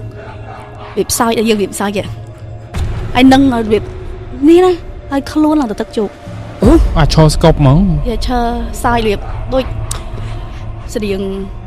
ខ្មោចអីគេទេដែលគេលេងរឿងអាមេរិកនេះស្តៀងអញ្ចឹងវាពូនក្មេងស្រីអាយុ6 7ឆ្នាំណាខ្ទង់ប៉ុណ្ណឹង Conjuring អី នឹងស្រី The Conjuring នឹងស្តៀងអញ្ចឹង ភ្នែកបងភ្នែក វាផ្សាយតែអាសាយគាត់គឺរបៀបដូចរបៀបចុកខើអញ្ចឹងរបៀបការសាយបែបអញ្ចឹងណា អញញឹម សាយចេញថ្មីសាយចេញថ្មីតែរបៀបដូចចុកខើអញ្ចឹងរបៀបអញ្ចឹងញឹមបែបអញ្ចឹងដល់ហើយស្រាប់តែខ្ញុំក៏ចេះកលេចទៅមើលខាងប៉ាទៅវិញកូននោះវាសាយដាក់ណាគេស្រាប់ដល់ទៅមើលទៅសិតតែអ្នកគាត់សម្រាប់លក់អស់ហើយហ្នឹងហើយកដាថ្ងៃត្រង់ណាដែលលើហ្នឹងគឺកដាថ្ងៃត្រង់ ខ្ញុំស្មានអញជប់តា អត់ ពី ទេ 10អីហ៎បង ចុះបើយើងចាប់ account 5 6ភ្លឺហើយអញ្ចឹងយើងមិនសម្រាប់ពួកយើងលេងពេលយប់ទេ បាទយក ថ្ងៃត្រង់ក៏លួចតែម្ដងចាតែម៉ោងប្រហែលខ្ញុំមិនដឹងទេពេលហ្នឹង ចុះបានឃើញច្បាស់ មានយល់សប្តិទេគឺឃើញច្បាស់គាត់សើចដាក់យើងអញ្ចឹងពីក្រោមខ្ញុំអើតមើលអញ្ចឹងទៅឃើញមុខអញ្ចឹងទៅណាច្បាស់ចេះតែគាត់ដូចទៅមកពីមួយទឹកអញ្ចឹងហ្នឹងហើយដល់ទៅពេលអញ្ចឹងគាត់បក់ដៃហៅខ្ញុំគាត់បក់ដៃហៅ បក់របៀបមិនហ្មងបក់របៀបបក់ចេះអញ្ចឹងណារបៀបអញ្ចឹងបក់អញ្ចឹងសួរដល់ហើយខ្ញុំសួរហៅខ្ញុំមែនអញ្ចឹងណាងូក្បាលអត់និយាយទេគាត់ទៅងូក្បាលឲ្យបក់ដៃហៅខ្ញុំបងទូឡើងបានលឺនិយាយថាតើដើរលេងអត់អញ្ចឹងតើដើរលេងអត់ ពេលហ្នឹងវិញប្រហែលជាល្បាក់អាយុប្រហែល ប្រហែលជាខ្ទង់អត់ដល់5ឆ្នាំទេ អូប្រហែលជាល្បាក់កុមារដូចគ្នា ហ្នឹងហើយតែក៏ខ្ញុំតូចជាងគាត់ ចា តូចជាងគាត់បក់ដៃហៅខ្ញុំឲ្យសាច់ឲ្យខ្ញុំទៅដើរលេងអត់អញ្ចឹងណាហើយខ្ញុំពេលហ្នឹងរបៀបថាអបសុកដែរយើងភ្ញាក់មុនប៉ាម៉ាក់ហើយដល់ពេលឃើញក្មេងមកបបួលលេងយើងក្មេងគ្នាឯងអត់មានចេះប្រកាន់ខ្លួនយើងមើលធំទេតែមានក្មេងលេងមួយគឺយើងទៅហើយស្រាប់តែពេលហ្នឹងខ្ញុំប្រាប់ថាអត់ទេម៉ាក់ខ្ញុំពងសម្រានអញ្ចឹងយើងសឹកអញ្ចឹងណាទៅដែរមកខ្ញុំនាំទៅដើរលេងសប្បាយណាអញ្ចឹងណាខ្ញុំនាំទៅដើរលេងសប្បាយខ្លាំងណាដល់ពេលហ្នឹងខ្ញុំក៏ស្វែងចិត្តថាទៅខ្ញុំក៏ឡងជើងប៉ាខ្ញុំហ្នឹងដើរទៅរកគាត់ហ្នឹងដល់ទៅពេលដែលចុះទៅមួយគាត់ហ្នឹងរបៀបថាគាត់បោះដៃមកចេះបោះដៃនៅឲ្យខ្ញុំកាន់ដៃគាត់បោះដៃចាប់ដៃខ្ញុំឲ្យដៃគាត់ឡើងតិចដូចតកអញ្ចឹងតែខ្ញុំអត់ចាប់អារម្មណ៍ទេដល់តែគាត់មួយទឹកខ្ញុំគិតថាគាត់ប្រហែលជាទំមកវាដើរលេងក្មេងលេងទឹកភ្លៀងលេងទឹកអីឬក៏លេងទំលេងទឹកហើយអញ្ចឹងណាគាត់ចាប់តែដើរមួយខ្ញុំដើរនោមកាត់ដៃខ្ញុំហើយនោមខ្ញុំដើរទៅដើរយឺតមែនតើដើរហើយមុខគាត់នឹងគឺញញឹមរហូតហ្មងអត់មានវាថាស្មើអីគឺញញឹមគួរឲ្យខ្លាចហ្មងប៉ុន្តែគ្រាន់តែពេលហ្នឹងបើសិនជាយើងត្រឡប់មកមនុស្សធំមកយើងចង់ចាំថាស្នាមញញឹមមុនហ្នឹងគឺវាខ្លាចប៉ុន្តែជាក់ស្ដែងនៅពេលដែលខ្ញុំនៅតូចហ្នឹងគឺខ្ញុំអត់ដឹងអីគ្រាន់តែគិតថាគេនាំខ្ញុំទៅដើរលេងយើងអត់មានគិតអីច្រើនវែងឆ្ងាយទេធម្មតាបាទអត់ហ្មងបន្ទាប់ពីគាត់ដឹកដៃខ្ញុំដើរហើយខ្ញុំស្រាប់តែចាប់អារម្មណ៍ថានៅជុំវិញខ្លួនខ្ញុំហ្នឹងគឺដូចជាសួនកំសាន្តមួយដែលកន្លែងហ្នឹងគឺសិតតែផ្កាហើយនឹងមេអំបៅច្រើនមែនតើគាត់ដឹកដៃខ្ញុំដើរទៅហើយគាត់ច្អល់ថាដេញចាប់មេអំបៅអត់ចង់បេះផ្កាអត់ចាំខ្ញុំបេះឲ្យអញ្ចឹងណាខ្ញុំនៅតែសប្បាយអញ្ចឹងបៀបដើរសួរសប្បាយអត់សួររហូតឲ្យមើលមុខយើងអញ្ចឹងណាកាន់ដៃបដើសួរបដើដល់ទៅពេលគាត់នាំខ្ញុំដើរឆ្ងាយទៅបន្តិចបេះផ្កាបន្តិចដើរចាប់មេអំបៅពេលបេះផ្កាគឺខ្ញុំពិតជាបេះមែនខ្ញុំឃើញផ្កាហ្នឹងគឺមិនមែនជាផ្កាយើងធម្មតាគឺជាសួនមួយដែលសុទ្ធតែផ្កាទាំងអស់ច្រើនហ្មងស្អាតខ្លាំងបងហើយមេអំបៅពេលហ្នឹងក្មេងៗយើងចូលចិត្តមេអំបៅបាទហ្នឹងហើយចូលចិត្តមេអំបៅមែនតើវាមិនមែនរបៀបដូចជាបើសម័យទៅដូចមេអំបៅដូចជាបជាអញ្ចឹងវាច្រើនពេកទៅហ្នឹងហើយដែរសួរខ្ញុំថាចង់លេងអីទៀតអត់សួរខ្ញុំអញ្ចឹងណាខ្ញុំក៏ថាខ្ញុំចង់លេងពេតប៉ោងអញ្ចឹងខ្ញុំចង់លេងពេតប៉ោងអញ្ចឹងដល់ទៅពេតប៉ោងក៏ថាចង់លេងពេតប៉ោងមែនអញ្ចឹងនោះពេតប៉ោងទៅយើងមួយខ្ញុំហីស្អល់អញ្ចឹងហ្នឹងហើយដល់ពេលដែលខ្ញុំឃើញពេតប៉ោងគឺឃើញមែនច្រើនណាប៉ុន្តែពេតប៉ោងទាំងអស់ហ្នឹងគឺរបៀបដូចឆ្ងាយហើយខ្ញុំពេលនៅក្មេងតែខ្ញុំក៏ឆ្លាតដែរខ្ញុំគិតថាពេតប៉ោងទាំងអស់មកពីណាបើវាហោះហេតុអីក៏វាអត់ហោះទៅលើ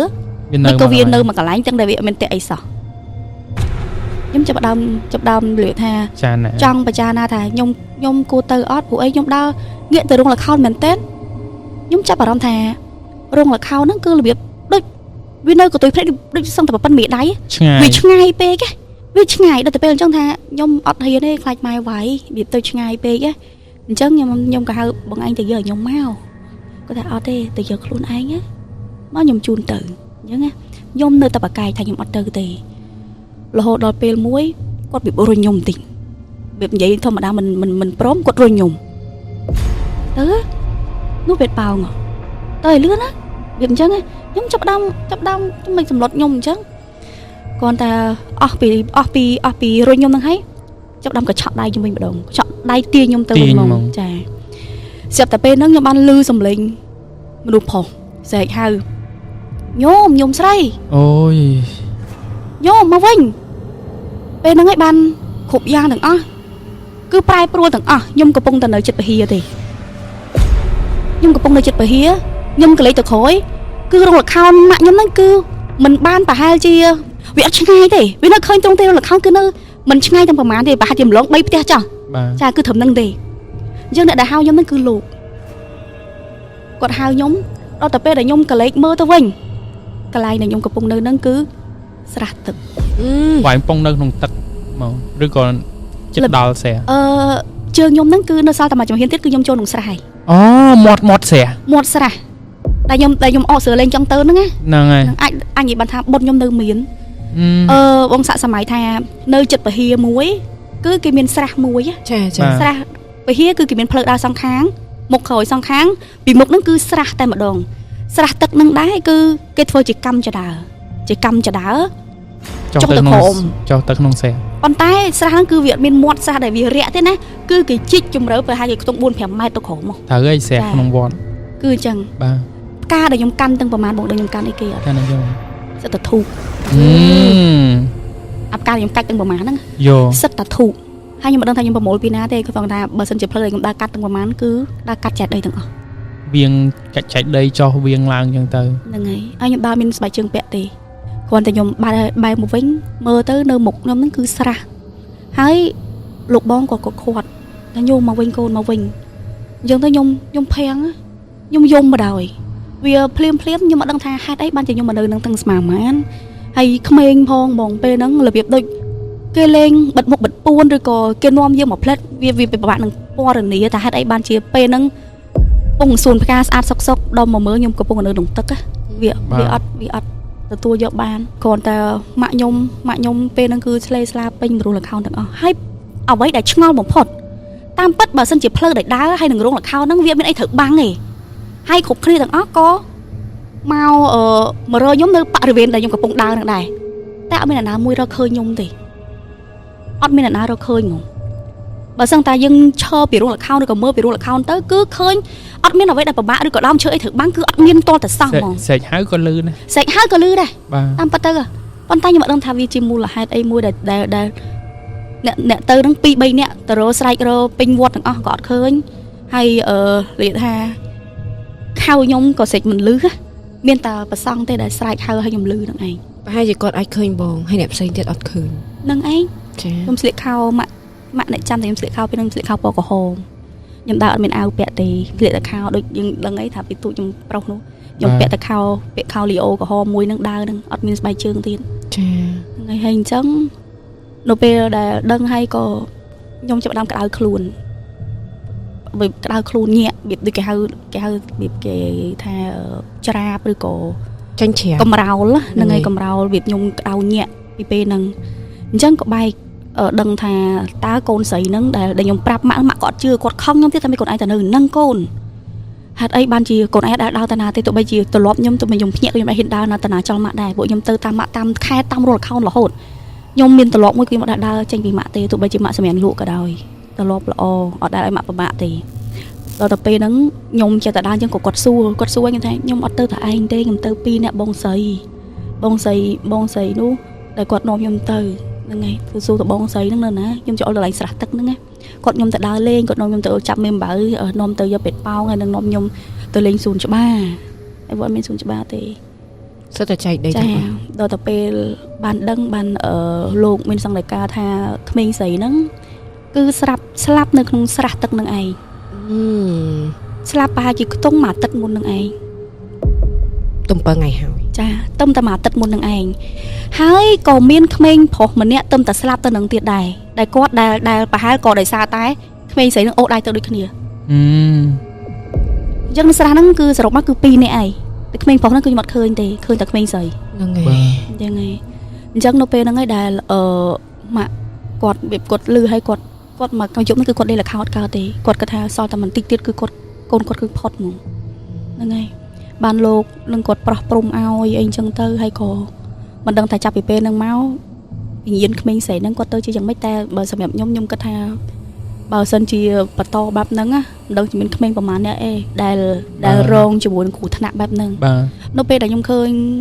ឥឡូវឃើញមានក្មេងៗលងទឹកឬក៏អីខ្ញុំបានគិតទេតែពួកគាត់ដឹងថាកន្លែងហ្នឹងគឺជាទឹកពួកអីក៏វាអាចដែរដែលពេលខ្លះគាត់ឃើញកន្លែងហ្នឹងគឺជាដីឬក៏កន្លែងដែលគាត់លេងធម្មតាទេហើយក៏ពេលខ្លះក៏ប្រហែលជាគិតថាទឹកហ្នឹងគឺជាទឹកដែលរាក់ដែលគាត់អាចទៅបានដែរបាទអាចលេងបានហ្នឹងហើយជិតដូចមួយរយៈមុនមិនមានក្មេងស្រី3នាក់បាត់បង់ជីវិតដោយសារលងទឹកដែរបងប្រុសហើយ3នាក់ផ្ទះខ្ញុំហ្នឹង3នាក់អូប្រុសហួងខាងក្នុងផ្លូវផ្ទះខ្ញុំមួយខាងក្រៅផ្លូវធំមួយហើយគាត់ទៅលេងមួយពួកម៉ាក់ហើយក៏បានបាត់បង់ជីវិតតែទៅច្រើនអ្នកប្រហែល5 6នាក់អស់តែបាត់បង់ជីវិត3នាក់កូនអ្នកចិត្តផ្ទះខ្ញុំហ្មងអត់ទេខ្ញុំនិយាយនេះ3នាក់ក្មេងស្រីទូឆ្នាំរោងដែលគ្រូច័ន្ទសែទាយហើយខ្ញុំក៏នៅម្ដុំផ្ទះខ្ញុំក៏មានគេលងទឹកស្លាប់ហ្នឹងហើយ3នាក់ឆ្នាំនេះក្មេងលងទឹកដូចច្រើនទឹកឡើងបងទឹកឡើងចឹងខ្ញុំដូចខ្មោចមានពិតការពិតមានខ្មោចយើងនិយាយដល់រឿងអ្នកដែលគេស្លាប់លងទឹកហ្នឹងណាខ្ញុំឆ្ងល់ថាចេះពាក្យច្រើនគេថាខ្មោចដែលលងទឹកទៅគឺពេលដែលគាត់មកឡងទៅគឺឃើញខ្លួនគាត់ជោគឥឡូវខ្ញុំជួបហ្នឹងហើយចាហើយទៅដល់កន្លែងណាសើមកន្លែងហ្នឹងអូខ្ញុំអត់បានចាប់អារម្មណ៍រឿងហ្នឹងទៀតតែក៏ខ្ញុំដឹងថាគាត់ទៅមកពីលេងទឹកខ្ញុំអត់បានចាប់អារម្មណ៍គាត់មែនត្រូវបងដូចជាបានប្រាប់ខ្ញុំជាមួយនឹងសាច់រឿងដែលបងរកផ្លូវទៅលខោនចារកផ្លូវទៅអត់ឃើញឬក៏មិនអីមិនទេមិញបងប្រាប់ខ្ញុំមកបើអញ្ចឹងវាកាត់ទៅដល់ពេលយើងរៀងពេញវ័យណាចាបាទអញ្ចឹងខ្ញុំផ្ដើមដំបូងតិចសម្រាប់ខ្ញុំពីមុនគឺខ្ញុំជាអ្នកសិល្បៈពេញតួពេញទំហឹង24ម៉ោងតែម្ដងគឺខ្ញុំនិយាយថាទទួលច្រើនណាខ្ញុំតាំងពីប្រពៃណីភ្លេងការហ្នឹងហើយតាំងពីកំ pl ខាង CTS នោះផងតាំងពីខាង affair តន្ត្រីសម័យផងចាហើយនៅល្ខោនបាសាក់ទល់ភ្លឺទៀតអញ្ចឹងបើសិនជាគិតមកបើលេខជាពេលវេលាវិញណាម៉ោងដែលខ្ញុំលេងល្ខោនគឺចាប់ពីម៉ោង8យប់ដល់ម៉ោង5ភ្លឺជាទូទៅ8យប់9យប់ឬក៏10យប់ដល់ម៉ោង5ភ្លឺអីជាទូទៅអញ្ចឹងបន្ទាប់ពីចប់ពីល្ខោនខ្ញុំត្រូវលុបមុខមួយសាដើម្បីលាបមួយសាទៀតទៅភ្លេងខ្មែរបាទចាភ្លាមភ្លេងខ្មែរត្រូវតែឆាយចំនួនម៉ោង7ព្រឹកហើយមិនអញ្ចឹងចាអញ្ចឹងពីភ្លេងខ្មែរពីចំនួនមុនមិនមែនឆាប់ដូចយើងឥឡូវទេយ៉ាងតិចក៏ម៉ោង1ម៉ោង2ដែរហ្នឹងហើយពីមុនណាចាសេរីដែលខ្ញុំនៅធ្វើហ្នឹងយ៉ាងតិចក៏ម៉ោង1ម៉ោង2ដែរអញ្ចឹងយើងត្រូវ make up មក7ព្រឹកដល់ម៉ោង2រសៀលទៀតអញ្ចឹងម៉ោង2រសៀលហ្នឹងខ្ញុំត្រូវលុបមុខមួយសាទៀតឬក៏ទុកមុខហ្នឹងអស់ពេលគឺដេកទាំងមុខអញ្ចឹងទៅម៉ោង4ឬក៏ម៉ោង3ម៉ោង4ហ្នឹងគឺខ្ញុំត្រូវតន្ត្រីសម័យទៀតហើយគឺរត់អញ្ចឹងតែមិនកន្លែងពេលខ្លះមិនកន្លែងមួយគ្នាផ្សេងគ្នាទាំងអស់គឺរត់ទៅអញ្ចឹងតែម្ដងរហូតដល់តន្ត្រីសម័យហ្នឹងអាចខ្ញុំច្រៀងអត់បានដល់ចប់ទេត្រឹមតែម៉ោង8អីខ្ញុំចប់ពីតន្ត្រីមកតល្ខោនទល់ភ្លឺឲ្យវិលជុំអញ្ចឹងបើសាក់សម័យមើលសុំតែប្តីខ្ញុំគាត់ទៅសើដែរថាខ្ញុំដូចម៉ាស៊ីនពេលដែលខ្ញុំមុនការហ្នឹងក៏គាត់ជាអ្នកជូនខ្ញុំដែរហ្នឹងហើយបានជូនហ្នឹងហើយអញ្ចឹងមុននឹងប្តីខ្ញុំហ្នឹងគឺខ្ញុំមានអ៊ំស្រីខ្ញុំម្នាក់ដែលគាត់ជាអ្នកជូនខ្ញុំចុះឡើងចឡើងពួកឯងខ្ញុំអត់ចេះបើកឡានទេម៉ាក់ខ្ញុំគឺតឹងរឹងណាស់ត្រូវទៅណាគឺត្រូវតែមានអ្នកជូនមានអ្នកនៅហែហោមអញ្ចឹងដូចធំដុំណាស់អញ្ចឹងហ្នឹងហើយគាត់រៀងតឹងរឹងកូនដល់ទៅពេលដែលមានអ៊ំជូនខ្ញុំទៅគាត់ជូនពីមួយកន្លែងទៅមួយកន្លែងដល់ថ្ងៃមួយហ្នឹងខ្ញុំចាប់ពីតន្ត្រីដូចគ្នាតែខ្ញុំបកទៅល្ខោននៅតួត្រូវឆាប់ចេញទៀតត្រូវសូត្រមែនតែនដល់ទៅពេលដែលល្ខោនថ្ងៃហ្នឹងគឺខ្ញុំលេងដូចជាម្ដុំតកែវជប់សិនពីផ្សារអង្គតសោមជិះទៅខឹងស្ដាំទៀតតលិចទៀតហ្នឹងគេហៅសុកអីគេទេម្ដុំផ្ទះខ្ញុំផ្សារអង្គសោមហ្នឹងទៅខាងស្ដាំដៃទៅគេបងហ្នឹងហើយភ័យព្រាលអង្គតសោមព្រាលខ្ញុំដូចមែនទេអង្គការ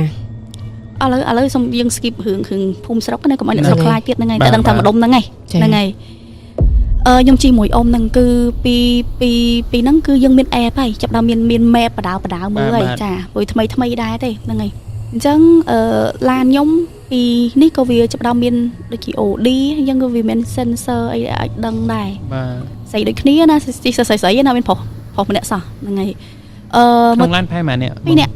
ចា2នាក់គត់ចាជិះទៅហ្នឹងគឺរបៀបស្ងាត់ហើយខ្ញុំរបៀបខ្ញុំទម្លាប់របស់ខ្ញុំមួយគឺបច្ចុប្បន្នក៏ដោយប្តីខ្ញុំក៏ដឹងដែរថាខ្ញុំអត់ចូលចិត្តស្ដាប់ចម្រៀងទេ ចា ពេលដែលស្ដាប់ចម្រៀងខ្ញុំមានតែហត់ខ្ញុំហត់មែនតើពួកអីបាញ់ដឹងហើយថាខ្ញុំវាហត់នឹងអាសិល្បៈនឹងខ្លាំងណាអញ្ចឹងមកសួរថាម៉េចខ្ញុំចូលចិត្តច្រៀងប្រហែលបទ original ចេញហ្នឹងគឺខ្ញុំចេញមកចេញទេតែឲ្យខ្ញុំស្ដាប់ខ្ញុំអត់ស្ដាប់ទេខ្ញុំអត់ស្ដាប់ហ្មងចម្រៀងគឺគាត់ថាបទបរទេសឬក៏បទអីទៅត្រូវសុបាយរួមបានរួមតែបើថាឲ្យដឹកទៅច្រៀងខារ៉ាអូខេខ្ញុំអត់ចូលចិត្តច្រៀងទេខ្ញុំហត់អញ្ចឹងទៅក៏ស្ងាត់ទាំងគ្នានិយាយតែលេងមួយអ៊ំអញ្ចឹងទៅណាពេលខ្លះទៀតទៅអ៊ំបើកតែឯងខ្ញុំក៏ដេកលក់អញ្ចឹងទៅដូចជាពេលថ្ងៃហ្នឹងអ៊ំបើកឡានហ្នឹងគឺខ្ញុំដេកលក់អ៊ំក៏មើលមេតអញ្ចឹងទៅដល់ពេលវានៅដូចជាវាមិនឆ្ងាយប្រហែល10ម៉ែត្រហ្នឹងគឺម៉ែត្រហ្នឹងគឺវារបៀបវានាំផ្លូវទៅហ្មងបងវានាំផ្លូវហ្នឹងគឺតាមពិតអ៊ំក៏គាត់គិតដែរវាស្រុកអង្គសសំស្រុកគាត់ដែរទេហេតុអីក៏ម៉ែត្រនាំទៅកន្លែងហ្នឹងទាំងតែការពិតផ្លូវទៅលខោហ្នឹងបើមិនជាដឹងតាមភូមិក៏ដូចជាមិនទៅផ្លូវហ្នឹងទេប៉ុន្តែទៅហ្មងទៅដល់ស្រាប់តែជីយើងសម្រាប់ជីតាមផ្លូវហ្នឹងហើយម៉ែត្រក៏វាលែងដើរណាចូលដើមលែងដើរវាលែងដើរអញ្ចឹងទៅខ្ញុំក៏ងើបក្រោកមកអ៊ំយើងដល់ណាហើយអ៊ំគាត់ថាអ៊ំដឹងទេប៉ារីដូចស្ងាត់ឈឹងហីវាអត់មានផ្ទះអ្នកស្រុកអីសួរសោះហ្នឹងណាចិត្តដល់ស្ងាត់ទៅហើយសំបីតែសេវាក៏អត់មានទេទៀតដាច់សេវាយកហ្មងមិនដឹងថាពេលហ្នឹងវាអត់សេវាមែនឬក៏ខ្មោចអត់ឲ្យឃើញសេវាយើងចាញ់ដាច់ទេណាតែគាត់ថាពេលហ្នឹងគឺវាសេវាថាត្រូវទឿនយើងមើលម៉ោងគឺម៉ោងយើងគឺចិត្តដល់តួជ្រៅចេញហើយម៉ោងខ្ទង់10ជាងហើយណាតួខ្ញុំអាចខ្ទង់ចេញប្រហែលជាថា2 ដល់ 10អីចុះតែតម្រាំយើងរៀបចំខ្លួនអីសារថ្មីទៀតហ៎ដល់ទៅពេលដែលរកអត់ឃើញខ្ញុំចាប់ដើមរបៀបស្ងាត់ផងហើយយើងស្រី2នាក់អូម៉ាដូចមិនផ្លូវអញ្ចឹងឯងអូម៉ៃទេតម៉ាក់មើលដល់គាត់វាអត់មានសេវាដឹងទេបែបណាស្រាប់ទៅក៏ចេះតែជិះតាមអាផ្លូវមេតដែលយើងមើលវាដើរក៏ដោយក៏យើងជម្រាបថាយើងជាស្មានណាព្រោះមុនហ្នឹងយើងបានមើលដែរអញ្ចឹងណាហ្នឹងហើយក៏ចេះជិះទៅស្រាប់តែផ្លូវហ្នឹងគឺចាប់ដើមផ្លូវគឺផ្លូវអាទិសគោហ្មងទូចទៅចាថាទេដូចមិនទំនងទៅវាផ្លូវអាទិសគោឲ្យស្មើដូចមិនមានផ្លូវគេត្រូវជិះទៀតណាយើងត្រូវបកឬក៏មិនប៉ារីតែទៅមុខទៅអ៊ំកំបកក្រោយមកនេះហើយស្ងាត់ឈឹងយ៉ាងទៀតចេះទៅគេលោកមានអ្នកភូមិអីគេសួរស្រាប់ដល់ពេលហ្នឹងខ្ញុំឃើញអ៊ំចាស់ម្នាក់សក់គាត់ខ្លីធំនេះរួញទឹកអាឡូកគាត់ដឹកដៃក្មេងស្រីម្នាក់ដាច់ប្រហែលជាចៅចោះឃើញពីក្រោយគាត់ដើរគាត់កដៀតកតេលមួយហ្នឹងហើយអញ្ចឹងខ្ញុំអបដោយអ៊ំឃើញយាយឃើញនេះឃើញមនុស្សហើយតែអ៊ំក៏គាត់ថាចេះមនុស្សនៅណាគាត់អ៊ំសួរមនុស្សនៅណានៅមុខឡានស្ដាំដៃអែបសួរគាត់តិចអ៊ំគាត់ចូលដល់គាត់មាត់ទេណាខ្ញុំក៏ខឹងអ៊ំអញឈប់មើលអូមនុស្សទៅសួរណាទៀតអស់មនុស្សលើគាត់អត់ហ៊ានមាត់ទេគាត់ក៏ឈប់ខ្ញុំបើកកញ្ចក់សួរណាថាអ៊ំសុំសួរបន្តិចអ៊ំផ្លូវទៅលខោនអ៊ំដឹងទេថាផ្លូវទៅលខោននៅណាអញ្ចឹងណាចិត្តដល់នៅអ៊ំដល់គាត់ថាទៅត្រង់ទៀតទៅតែខ្ញុំក៏សួរថានៅឆ្ងាយទៀតទេអ៊ំគាត់អត់និយាយគាត់ក្រៅពីពាក្យថាទៅត្រង់ទៀតទេនិយាយប៉ុណ្ណឹងហើយរបៀបចៅខ្ញុំសង្កេតឃើញថាចៅស្រីគាត់ហ្នឹងគឺរបៀបថ្មឹងអូដៃក៏អស់យើងទៅរបៀបថាបើសិនជាអាយុក្មេងប៉ុណ្ណឹងវាគួរតែលពឹសខ្ទង់បើជា2-3ឆ្នាំវាគួរតែលពឹសតែក្មេងស្រីហ្នឹងគឺរបៀបថ្មឹងយកហ្មងអូដៃកាន់អញ្ចឹងយាយគាត់គោស្មីតែគាត់និយាយមួយខ្ញុំណាគាត់សឹងតែងាកខ្លួនផងអញ្ចឹងខ្ញុំគាត់ថាបិទកញ្ចក់វិញខ្ញុំគាត់ថាហេរឹកម៉ែក៏សួរបួលទៅត្រង់ទៅសួរប្រហែលគីឡូទៀតមិនដល់ក៏អត់របៀបអ៊ំគាត់មាត់គាត់អត់មាត់ហ្មងទៅកងឡានខ្ញុំគាត់មាត់សោះហ្មងអត់មាត់ថាតោះអ៊ំទៅត្រង់ទៀតបើថាទៅត្រង់ទៀតខ្ញុំចាប់អារម្មណ៍ថាពេលហ្នឹងអ៊ំខ្ញុំគឺគាត់លែងនិយាយអីទាំងអស់គាត់ចាប់ដើមលែងនិយាយហ្នឹងហើយគាត់លែងនិយាយស្រាប់តែជីប្រហែលជាកន្លះម៉ោងខ្ញុំឃើញមនុស្សប្រុសម្នាក់ឯងឃើញម្ដងទៀតឯងឃើញស្រាប់តែមនុស្សប្រុសម្នាក់ហ្នឹងគាត់ដើរលឿនមែនតើដើរលឿនតែដល់ទៅពេលដែលខ្ញុំខំជិះទៅតាមគាត់ជិះអត់ទាន់ហ្មងខ្ញុំមិនតែគាត់ដើរបែបម៉េចជិះអត់ទាន់ចាប់ដល់ទៅពេលហ្នឹងខ្ញុំសួរអ៊ំឯងឃើញមនុស្សប្រុសនោះអត់លើកហ្នឹងអ៊ំឃើញគាត់ឃើញណាហ្នឹងអ៊ំគាត់ឃើញឃើញជិះតាមតែតាមអត់ទាន់ទេ តាមអត់តាន់ហ្មងចាប់ដល់តែពេលមួយទៀតរបៀបថាគាត់ខំជន់មែនតែនឲ្យលឿនហ្មងណាទាំងតែផ្លូវហ្នឹងគឺផ្លូវតូចទេគាត់ខំជន់ហ្មង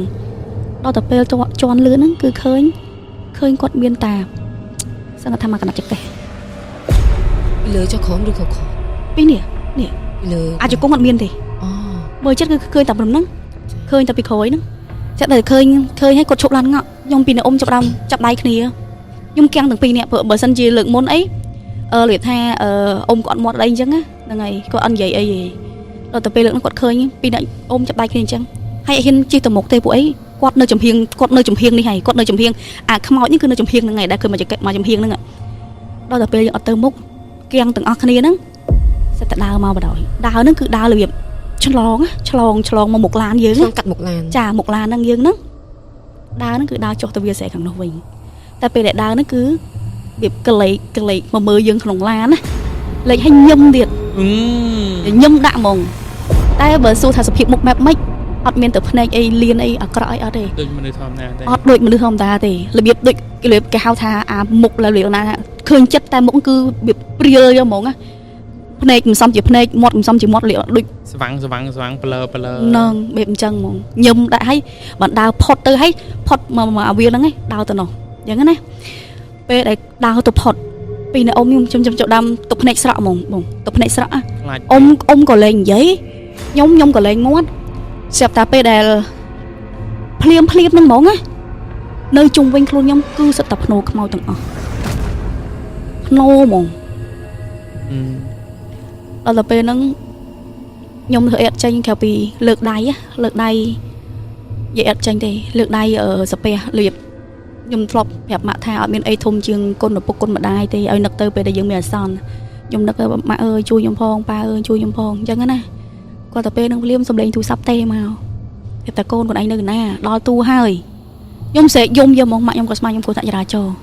ខ្ញុំស្រែកយំម៉ាក់អើយជួយហងម៉ាក់អើយជួយហងអញ្ចឹងខ្ញុំអត់ដឹងថាពេលឥឡូវហ្នឹងអ៊ំក៏កាំងខ្ញុំក៏កាំងខ្ញុំអត់ដឹងថាខ្ញុំគួរធ្វើម៉េចទេហើយម៉ាក់សួរគឺខ្ញុំអត់និយាយអីទាំងអស់គឺទ្រលាប់ខ្ញុំនៅពេលដែលឃើញខ្មោចគឺខ្ញុំសួរមកខ្ញុំលេងនិយាយដែរនឹងឲ្យជួយខ្ញុំផងមកជួយខ្ញុំផងម៉ាក់នោះស្លន់រើស្ទះផងអីផងហើយចុះលឺតែលេងកូនមកអញ្ចឹងហើយអញ្ចឹង